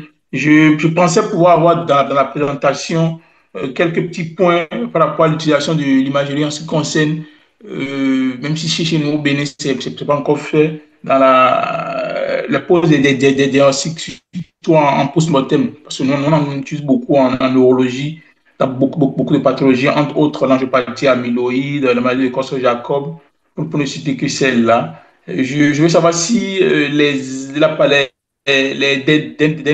acquisitions, c'est-à-dire les appareils qui sont en train de mettre en place au chic de Calavi, ces appareils-là vont nous permettre, tout au moins, même si on n'a pas encore sous la main des gens qui ont fait des sous-spécialités neuro et radiologiques pour les utiliser, ces appareils ont ces fonctionnalités qu'on pourra utiliser et ça va permettre à ce que des gens vont être beaucoup plus incités à faire des sous-spécialités de radiologie pour qu'on ne puisse pas, comme l'a dit le professeur, avoir une Ferrari et l'utiliser comme une Renault Clio ou bien une Toyota Yaris. Merci beaucoup, professeur. Merci, docteur Romaric, pour votre intervention. Professeur Akani, je pense que nous pouvons répondre au docteur Romaric. Oui, au docteur Romaric, on va aller d'abord sur le point technique du sujet qui nous concerne par rapport à l'imagerie. Généralement, en post-mortem, on ne fait pas d'IRM, c'est essentiellement de la scanographie que l'on fait. Parce que l'IRM a un côté fonctionnel, c'est vraiment inutile de le faire en post-mortem. En post-mortem, c'est de la scanographie qui est plutôt destinée. Pour les pathologies que vous avez citées, c'est-à-dire maladie de Creutzfeldt-Jacob et puis autre chose là, c'est l'IRM. Et ce que j'ai su, en tout cas, je ne suis pas allé vérifier, c'est que l'IRM du CHIC dispose de toutes les fonctionnalités. Et il y a une équipe capable quand même d'appliquer lorsque vous les demandez de façon correcte, puisque lorsqu'on réalise une IRM, il faut savoir prescrire une IRM. C'est-à-dire qu'il faut savoir dans votre bon d'examen préciser ce que vous voulez et poser une question. C'est en fonction de la question que vous allez poser que le radiologue, le neuroradiologue va établir son protocole d'imagerie. Vous avez vu, un examen d'IRM, est souvent long. Généralement, pour faire une IRM complète, en neuroradiologie, il faut 20 à 45 minutes. Au-delà, le patient va se sentir mal à l'aise parce qu'une IRM de Rochon fait du bruit. Il y a du bruit lorsqu'on met quelqu'un à l'intérieur de l'IRM, c'est pas très agréable, surtout lorsque c'est une IRM de Rochon. Donc, en fonction de votre demande, c'est en fonction de cela que le neuroradiologue adapte son protocole et en cours d'examen, pour affirmer un diagnostic, il peut réaliser une autre séquence. Donc, la bonne réalisation d'une imagerie en neurologie ou en neurochirurgie part d'abord du bon d'examen, c'est-à-dire de ce que vous demandez. C'est en fonction de cela que l'on réalise le protocole d'IRM. Le protocole d'IRM, c'est comme une sauce. Donc, il y a différentes sauces que l'on fait et les ingrédients qu'on y met dépendent essentiellement du point de départ de la demande d'imagerie. Deuxième préoccupation par rapport à la fuite des cerveaux, on ne peut pas plus lutter contre ça, c'est irrémédiable. C'est-à-dire, il y aura toujours des gens qui vont partir, quel que soit ce qu'on fera, que l'on améliore le plateau ou pas. Mais surtout, ce qu'il faut faire pour stopper la fuite des cerveaux, c'est qu'il faut proposer sur place la formation qui est disponible ailleurs. Il faut équiper en radiologie, il faut équiper les machines, des logiciels et des séquences qu'on peut exploiter, qu'on s'en va trouver ailleurs. Et il faut proposer de l'imagerie innovante. Tant qu'il y a de l'innovation et que l'on peut faire tout ici, il y aura des gens qui vont rester et pratiquer de la bonne imagerie. C'est qu'il faut innover et il faut former plus. C'est en formant plus qu'on pourra retenir certains qui vont rester plus. Parce qu'en formant plus et en formant bien, le fait qu'il y ait des gens qui partent aussi, ça fait labelliser votre formation sur place. Il ne faut pas avoir peur que les gens partent. Il faut bien les former. C'est l'essentiel. Il faut les former avec tous les outils disponibles. Il faut leur mettre à disposition le moyen de pratiquer leur art. L'essentiel pour un médecin, je pense, c'est d'avoir l'opportunité de pratiquer tout ce qu'il a appris. Tant que le médecin a cette opportunité-là, il ne demande pas plus. Donc, il ne faut pas avoir peur que les gens partent. Les gens vont partir. Mais si vous les formez correctement et vous mettez à disposition leurs moyens de pratiquer leur art, il y en aura qui vont rester. Voilà, c'est mon point de vue. Ok, merci, professeur. Nous allons à présent prendre la question du monsieur qui utilise l'identifiant of mass. Bonjour, j'espère que vous allez bien. Vous avez la parole. Bonjour madame, je vais bien chez vous. Je vais très bien, merci. Ok. Bonjour professeur, je remercie pour la présentation. Je suis Jules Boyen, je suis infirmier en milieu de travail dans l'entreprise of mass. Ma question, c'est par rapport à la spécialité d'imagerie cérébrale, ou je vais dire de l'imagerie médicale. En quoi cela peut constituer une plus-value pour un paramédical comme un infirmier comme nous? Et la deuxième question, c'est par rapport aux effets que cette technique d'imagerie peut avoir sur un malade. Je prends le cas du scanner, qui est une technique par radiation ultrason, si je me trompe, et l'IRM par résonance magnétique. Quels sont les effets que ces différentes techniques peuvent avoir sur un malade? Bon, à part ça, la troisième question, c'est par rapport à l'interprétation en fenêtre parenchymateuse. J'ai vu dans votre présentation en fenêtre parenchymateuse une hyperdensité. À part l'hyperdensité, vous avez aussi fait la différence avec un AVC ischémique, je pense bien. Par rapport à la densité, comment on peut différencier du sang qui se collecte par rapport à un liquide? Comment on peut arriver à faire la différence? Et aussi, vous avez eu à parler d'engagement cérébral, je pense bien. J'aimerais savoir, quand vous dites engagement, c'est que le cerveau sort de la boîte crânienne ou bien c'est autre chose? Euh, Merci, docteur, c'est tout. Ok, merci monsieur pour votre intervention. Professeur, nous pouvons répondre à la préoccupation, s'il vous plaît. Merci. Je remercie monsieur pour son intérêt. On va commencer par la dernière question. Quand est-ce qu'on parle d'engagement? L'engagement, c'est une issue du cerveau à travers un orifice. C'est ça qu'on appelle engagement. Il y a des trous qui sont au niveau de la base du crâne et le cerveau passe dans ces trous et descend. C'est lorsqu'il y a une force, une pression très importante au niveau de la base crânienne qui est inextensible, ça sort. Rarement, cela s'extériorise à l'extérieur, sauf dans les cas de brèches, de plaies crânio-cérébrales dans les traumatiques. Vous pouvez avoir du cerveau à l'intérieur, mais généralement, c'est à travers les trous de la base du crâne qu'il y a une hernie, on va dire une sorte de hernie du cerveau à travers ces trous-là. C'est ça qu'on appelle engagement qui est consécutif à l'hypertension intracrânienne. La deuxième question, c'est la différence entre du sang et du liquide. C'est-à-dire que lorsqu'on fait du scanner, il y a ce qu'on appelle, on a la possibilité de mesurer de la densité. C'est ça qu'on appelle, et c'est en unité 11 fils. Donc, on prend un curseur, on place le curseur sur la structure, on mesure sa densité. Généralement, le liquide, sa densité varie entre 0 et 20 unités. Donc, c'est une mesure que l'on fait au scanner. Et puis, le sang, la densité du sang varie généralement entre 45 et 80 unités 11 fils. D'accord? Donc, le sang, de toute façon, ça apparaît généralement blanc au scanner et le liquide noir. Maintenant, c'est cette distinction-là qui nous permet de distinguer et de faire la différence plutôt entre un AVC ischémique et un AVC hémorragique. C'est-à-dire l'AVC hémorragique, le sang étant blanc, on va avoir du blanc lorsqu'on va faire, ce sera un AVC hémorragique dans l'intérieur du cerveau. Et lorsque ce sera un AVC ischémique, ce sera plutôt noir. On parle d'hypodensité. Il faut savoir que lorsqu'un examen est bien conduit, que ce soit au scanner ou bien à l'IRM ou bien à l'échographie, cela n'a pas d'effet sur le patient. C'est-à-dire qu'il y a une bonne indication, on fait la bonne technique au bon moment, il n'y a aucun effet sur le patient. C'est ça qu'il faut retenir. C'est lorsque l'examen est mal conduit ou bien l'indication elle est fausse qu'on va irradier inutilement.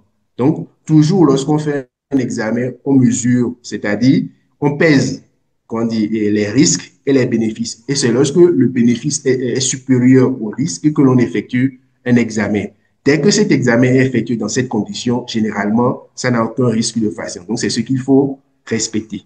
La première question du monsieur, je n'ai pas bien compris s'il peut répondre. Ouais.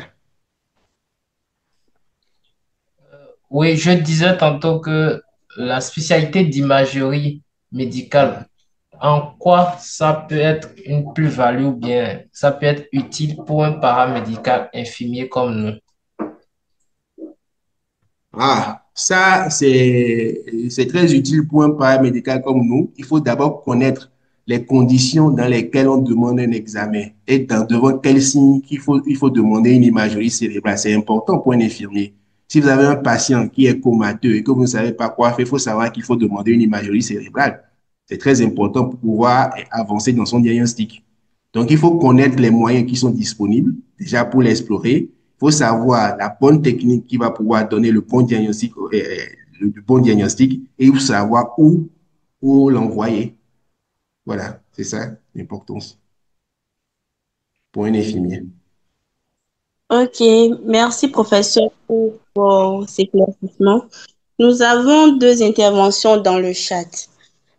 Nous avons docteur Traoré qui dit: merci professeur pour la qualité et la richesse de votre présentation qui nous a permis d'approfondir nos connaissances. Étant médecin généraliste au Mali, je constate que les réalités de nos pays présentent de nombreuses similitudes. Dans ce cadre, je souhaiterais savoir quelle est la plus-value sur le plan clinique et diagnostic de l'utilisation d'appareils scanographiques à Roth-Barrett. Merci. Oui, il faut savoir qu'aujourd'hui, pratiquement, les fabricants ne fabriquent plus des appareils avec des barrettes qui sont inférieures à 16 barrettes. Cela n'existe plus. Si vous avez ces appareils, ce sera difficile pour vous de faire leur truc là, leurs entretiens et puis de trouver les pièces de rechange. Pratiquement tous les appareils qui sont vendus sont des appareils multi-barrettes pour le moment. Lorsqu'on augmente en barrettes, on augmente en vitesse de réalisation. Donc, l'imagerie est beaucoup plus rapide et on irradie moins parce qu'il y a des logiciels de diminution de dose et de reconstruction automatique. Donc, la qualité de l'image, elle est meilleure. Et la plupart de ces machines maintenant sont embarquées par contiennent des logiciels performants qui facilitent l'acquisition et l'analyse de l'image. Donc, c'est ça la plus haute value. C'est inutile maintenant de prendre un appareil lorsque vous êtes dans un centre de santé qui doit être moins de 16 barres. Ça ne servira à rien. Non seulement vous ne pouvez pas l'entretenir, vous ne retrouverez plus les pièces de rechange et vous allez avoir une qualité moindre d'image. Voilà. Merci, professeur, pour votre réponse. Nous avons une deuxième intervention de Madame Fatim Sidik, qui est étudiante en 5e année de médecine. Vu l'efficacité de l'échographie transfrontalière, peut-on remplacer le scanner par cette dernière pour le diagnostic et la prise en charge précoce des AVC? C'est sa préoccupation, professeur. Non. L'échographie transfrontalière est exclusivement réservée aux nourrissons, c'est-à-dire avant 24 mois où la fontanelle est ouverte. Dès que la fontanelle est fermée, on ne peut plus faire de l'échographie transfontanellaire. Il faut que cela soit clair pour Madame Fatih Sidik. Donc, et le cerveau n'est plus accessible, on ne voit plus rien. Donc, on ne peut pas remplacer l'ETF par le scanner. L'ETF, c'est exclusivement destiné pour les nourrissons. Ok, merci, professeur, pour votre éclaircissement. Nous avons une dernière intervention du docteur Oru Marcel qui dit: Merci, professeur, pour votre présentation. Je voudrais savoir, si possible, si vous pouvez revenir sur l'interprétation du cliché de la diapositive 25, s'il vous plaît. C'est sa préoccupation, professeur.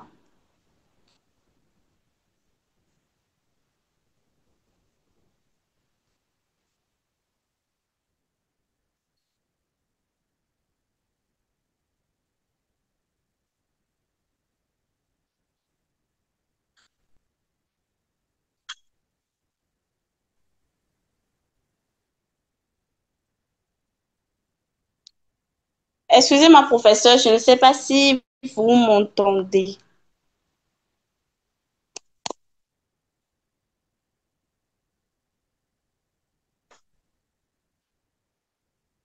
Ok.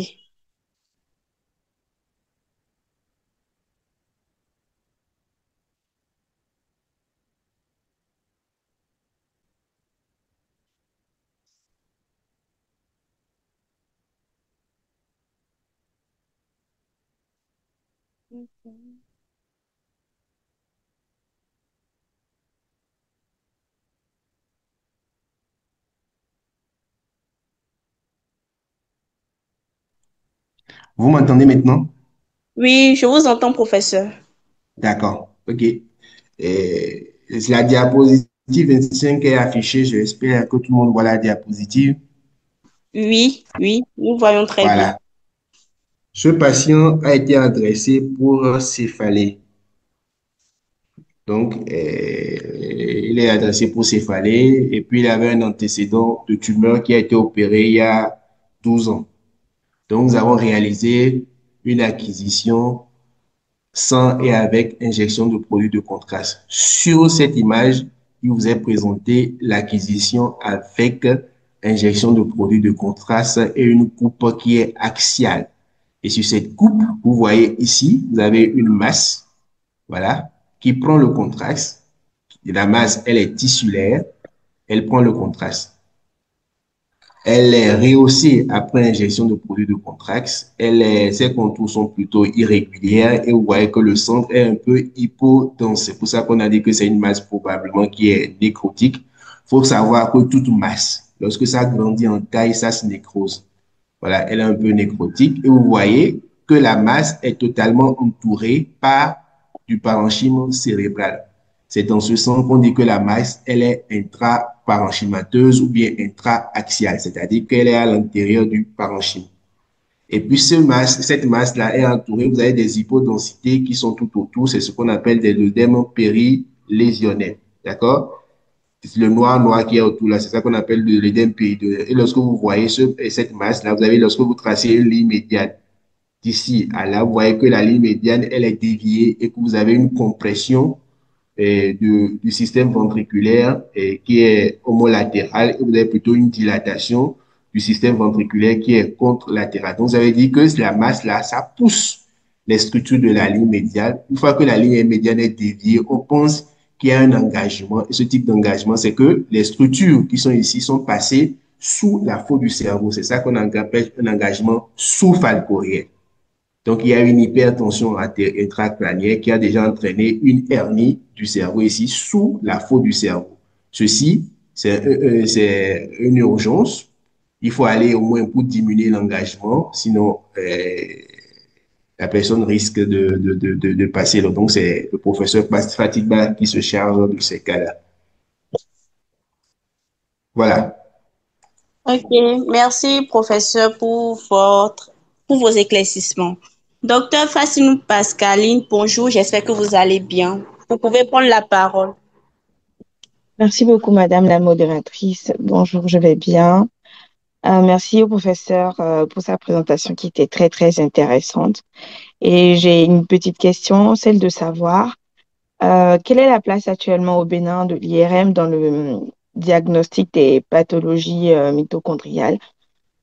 Je ne sais pas si dans votre pratique, il y a déjà eu en fait des diagnostics de pathologies mitochondriales au travers des images en IRM.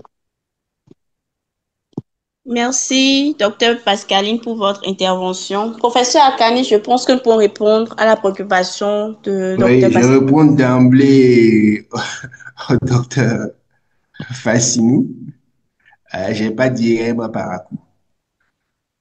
Donc, c'est une réponse triviale. Donc, je ne sais pas la place de l'IRM dans les pathologies mitochondriales au Bénin ici.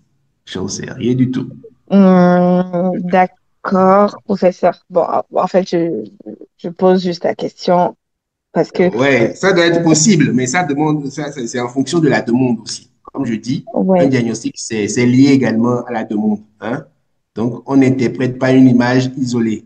Donc, c'est en fonction des oui. demandes et des signaux que vous avez envoyés que le radiologue va penser à tel ou tel diagnostic aussi.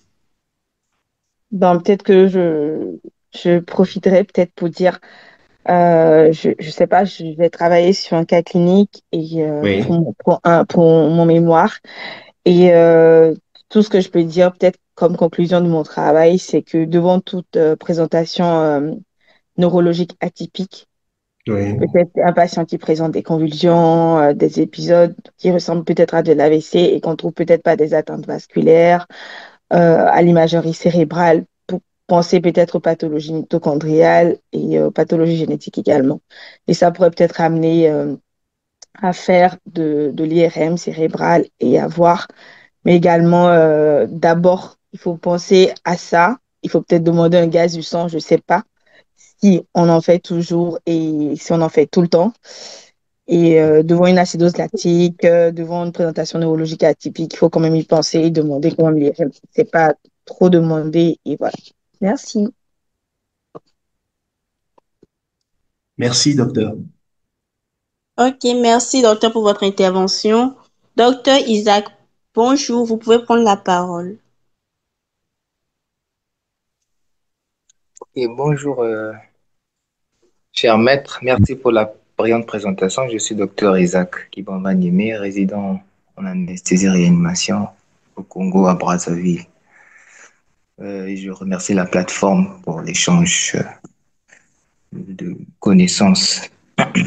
Mon intervention s'axe sur la prescription de l'imagerie médicale. Vous avez dit tout à l'heure qu'il était important de connaître comment prescrire un examen d'imagerie médicale et souvent, parfois, on est heurté à savoir s'il faut nécessairement faire directement une IRM ou un scanner. Quels sont, de façon objective et peut-être succincte, tous les éléments que l'on peut considérer si on n'est pas radiologue ou peut-être spécialiste de neuroimagerie, de neurosciences, par exemple.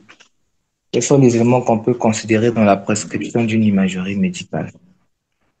Et dans le même sens, euh, et les patients, par exemple, que nous recevons dans le contexte des urgences traumatiques, généralement, on commence par la tomodensitométrie cérébrale. Mais il y arrive qu'il y ait des lésions qui ne sont pas macroscopiquement visibles, en tout cas. Mais parfois, on s'arrête là. Est-ce qu'il y a des séquences à l'IRM qui peuvent objectiver ces lésions-là? Si on n'a pas de lésions globalement visibles, est-ce qu'il faut demander secondairement une IRM ou est-ce qu'il faut se contenter des traitements médicaux et d'observer l'évolution sur le plan clinique?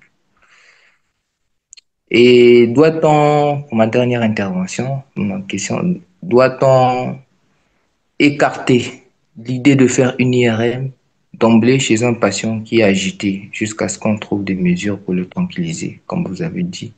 Parce que parfois, la sédation,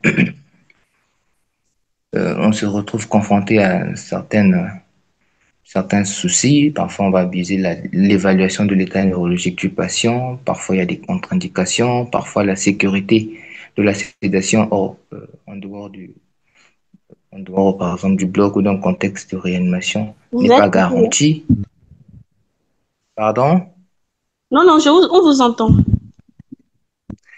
Et donc, si on pense qu'on peut faire une IRM, on souhaite faire une IRM chez un patient et qu'il est agité ou on ne peut pas le tranquilliser pendant longtemps, en tout cas la durée que le radiologue peut penser être utile pour l'IRM, est-ce qu'il faut oublier de faire l'IRM? Merci, cher maître. Ok, merci docteur pour votre intervention. Professeur, je pense que nous pouvons répondre à la préoccupation de docteur Isaac. Merci au docteur Isaac pour son intérêt. La préoccupation du docteur Isaac, la première question était l'objet au fait d'une formation post-universitaire que nous avons eu l'honneur de présenter pendant la semaine des médecins ici, à Parakou, où il faut demander un examen d'imagerie avec pertinence. Au fait, pour demander un examen d'imagerie, il y a 8 critères qu'il faut pour le bon d'examen. Il y a 8 critères qui sont indispensables pour une demande et pour que l'examen soit réalisé et interprété par le médecin radiologue. Il y a des critères qu'on appelle des critères administratifs. Ils sont au nombre de 5, c'est-à-dire qu'il faut bien libeller le nom et le prénom du patient. Il faut préciser son âge, son sexe. Il faut mettre la date de l'examen. Il faut préciser le nom du médecin, préciser le nom de la structure qui envoie ou le service demandeur. Ça, ce sont les critères qu'on dit administratifs. Maintenant, il y a 3 critères qu'on dit des critères qui sont cliniques. Le premier critère clinique, c'est préciser la région qu'on veut examiner. Ici, en imagerie neuroradiologique, ça va être le cerveau. Donc, il faut préciser que vous voulez faire une imagerie du crâne ou bien une imagerie du cerveau. Il faut préciser. Après, il faut faire le motif. Il faut décrire le motif. Le motif, c'est-à-dire, c'est la situation clinique qui a amené le patient. C'est une sorte d'histoire de la maladie, mais en résumé, en insistant sur les points saillants de cette histoire. Et le troisième critère clinique, c'est qu'il faut préciser le but, c'est-à-dire l'objet, la finalité de l'examen que vous demandez, c'est-à-dire la finalité de l'examen, c'est-à-dire lorsque vous avez fait son histoire, vous l'avez examiné, il faut libeller de façon claire les hypothèses diagnostiques auxquelles vous pensez. Et il faut poser une question précise au médecin radiologue qui va faire l'examen. Sans question posée, nous ne sommes pas des devins, on ne peut pas deviner sur à quoi vous pensez. Donc, vous devez libeller vos hypothèses diagnostiques de façon claire et ensuite poser votre question clinique. C'est en fonction de ces éléments-là que le médecin radiologue va protocoliser la technique adaptée aux pathologies suspectées, que ce soit au scanner, et lorsqu'il va arriver à l'IRM, va faire le protocole d'IRM adapté pour confirmer, infirmer ou bien préciser les complications aux hypothèses que vous avez demandées. Ça, c'est ce que est la demande d'imagerie. Quand demander une imagerie, lorsque vous voulez demander une imagerie pour que la demande soit pertinente, il faut savoir, est-ce que l'examen d'imagerie que j'ai demandé là, ça va servir à quelque chose? Même si le résultat est positif, est-ce que déjà que vous pensez que c'est ça, toi, est-ce que c'est utile? Ça, c'est une demande. Est-ce que la demande là, elle est utile? Là, maintenant, devant mon patient, est-ce que j'en ai vraiment besoin pour progresser? Est-ce que sans ce résultat-là, je ne peux pas soigner mon patient? Est-ce que ce résultat d'imagerie, cette imagerie-là, va modifier la prise en charge du patient? Si l'imagerie ne va pas faire ça, c'est inutile de le demander.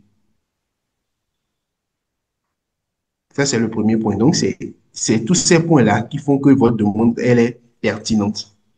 Maintenant, lorsque vous réalisez notamment un scanner cérébral chez un patient, lorsque vous allez libérer cette hypothèse, parfois c'est la négativité du scanner qui vous intéresse. Ça vous permet de limiter les pathologies que vous pensez, donc c'est plutôt l'autre.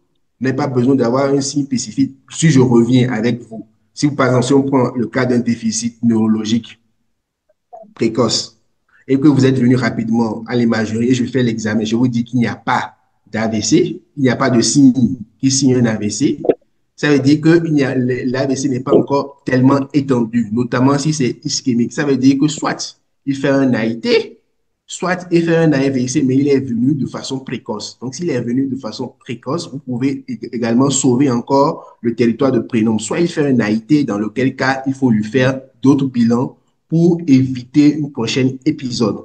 Donc, c'est la négativité de ce scanner-là qui vous a servi.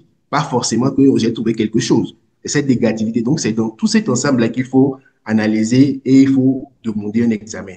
Deuxième point, à l'IRM, si le patient est agité, c'est absolument inutile de l'envoyer à l'IRM parce que les images ne seront pas interprétables. Il faut entendre vraiment que le patient ne soit pas agité.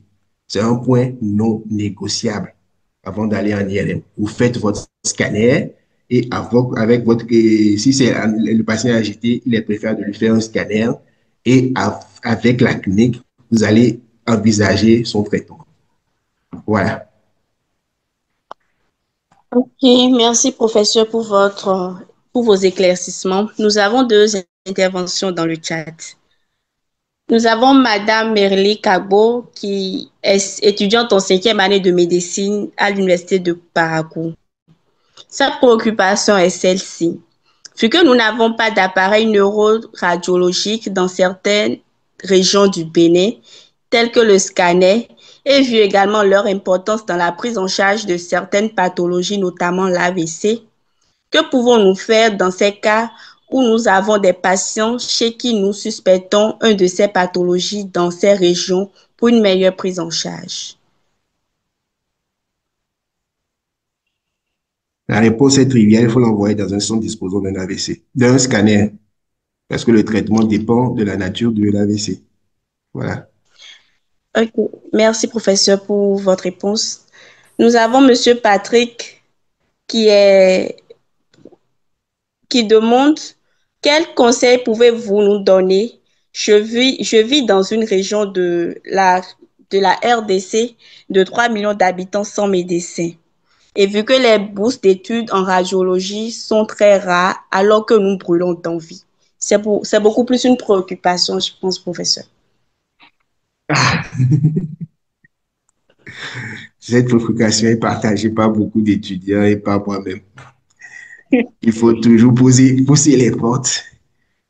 Et bon, il faut faire un plaidoyer, pousser les portes et demander aux autorités. Hein. C'est en fonction de cela. Pour ça, nous n'avons pas tellement de pouvoir. Ok, Voilà. d'accord. D'accord, professeur. Merci pour votre réponse.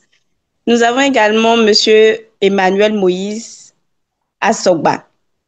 En neuro, sa préoccupation est celle-ci. En neuroréanimation, nous utilisons plutôt le Doppler transcrânien pour tracter les signes indirects d'une HTIC probable plutôt que le Doppler transfrontal chez l'enfant.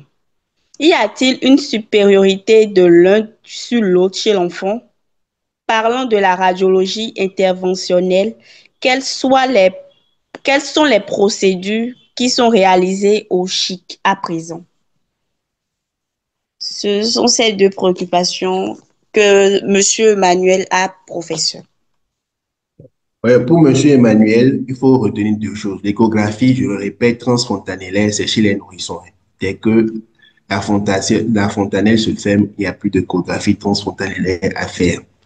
En neuroréanimation, je pense que c'est beaucoup plus facile de mesurer le déno pour diagnostiquer indirectement une hypertension artérielle que de faire un Doppler transcrânien. C'est vrai que le Doppler transcrânien peut aider et pour faire suivre l'évolution d'une hypertension intracrânienne, mais c'est beaucoup plus facile, beaucoup plus abordable de faire le déno. Au CHIC, je sais qu'il y a une plateforme d'angiographie biplan qui est installée, mais pour le moment, l'activité n'a pas encore commencé. Donc, je pense que les activités qui sont disponibles, il faut aller consulter sur la plateforme du CHIC. Ils ont listé les activités qui sont en train d'être mises en place pour le moment. Pour le moment, je n'ai pas encore vu d'acte de radiologie interventionnelle. Voilà. Merci infiniment, professeur, et je souhaite une fois encore vous exprimer toute ma gratitude à votre égard. pour la richesse de vos partages de connaissances et tous ces éclaircissements. J'en profite rapidement pour rappeler la procédure d'obtention de l'attestation du jour. Il vous suffira de vous connecter à la plateforme REMA Learning comme apprentissage en anglais. Learning comme apprentissage en anglais, s'il vous plaît. Une fois connecté, veuillez saisir la thématique du jour, à savoir imagerie médicale cérébrale dans la barre de recherche. Vous aurez accès à l'enregistrement du webinaire et vous serez invité à répondre à un questionnaire. L'attestation vous sera délivrée si vous obtenez un score d'au moins 60% de bonnes réponses. Une fois les conditions requises remplies, vous pourrez télécharger votre attestation. J'en profite également pour vous rappeler que l'équipe REMA reste joignable au numéro suivant: le plus 229 01 96 50 81 30, plus 229 01 96 50 81 30.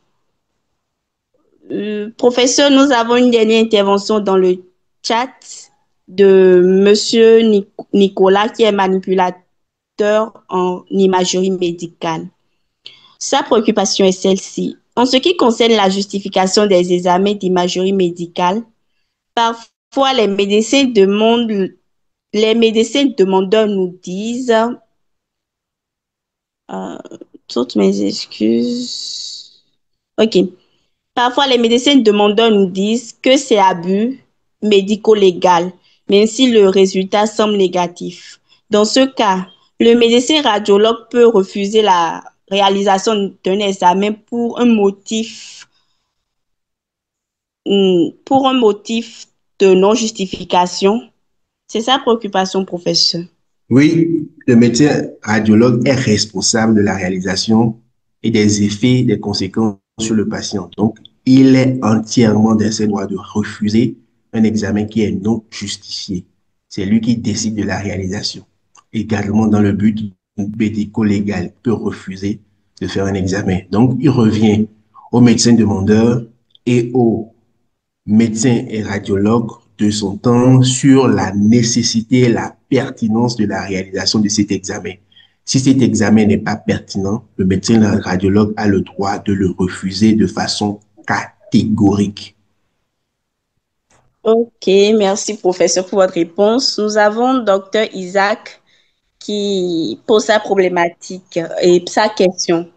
Problématique de l'injection de PDC chez des patients présentant une altération de la créatinémie. Est-ce une contre-indication absolue, même quand on pense que le bénéfice sur le diagnostic ferait avancer la prise en charge? C'est sa préoccupation, professeur.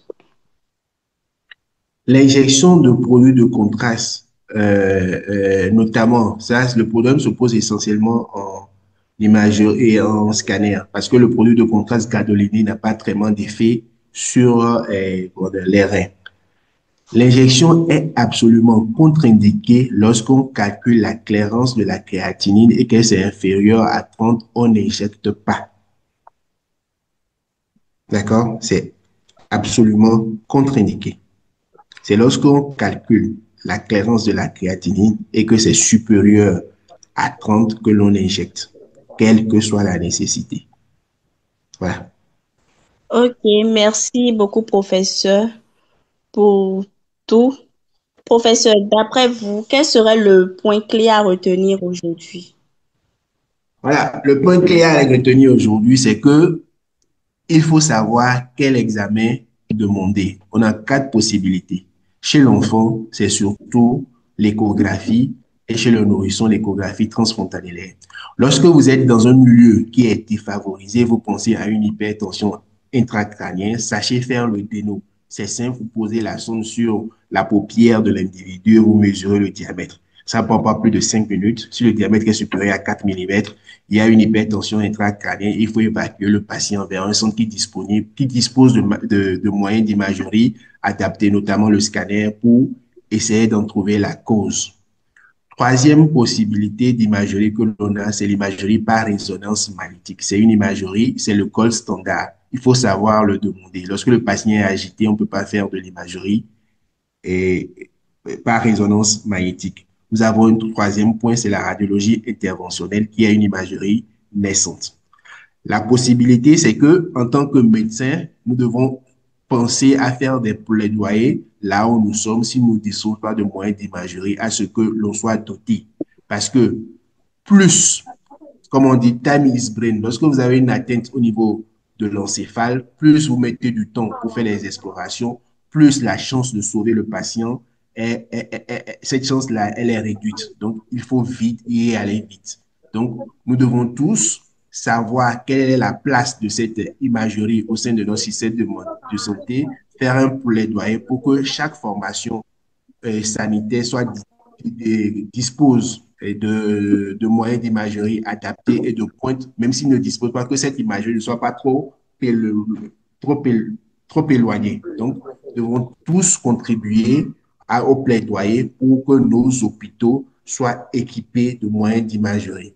Il faut penser aussi à se former et à former massivement de médecins radiologues et leur permettre d'exercer leur métier et de les retenir sur place. Merci. Merci infiniment, professeur, pour ce moment partagé ensemble qui a été très riche en informations et surtout en pédagogie. Je vous remercie également, chers collègues et participants, pour votre attention, votre implication et votre participation active tout au long de ce webinaire. Je vous souhaite une excellente suite dans vos activités et surtout prenez soin de vous. Au plaisir de vous retrouver très bientôt. En attendant, je vous souhaite à toutes et à tous un très merveilleux week-end. Merci. Merci à tous et merci d'avoir été là patient jusqu'à la fin. Merci. Merci beaucoup.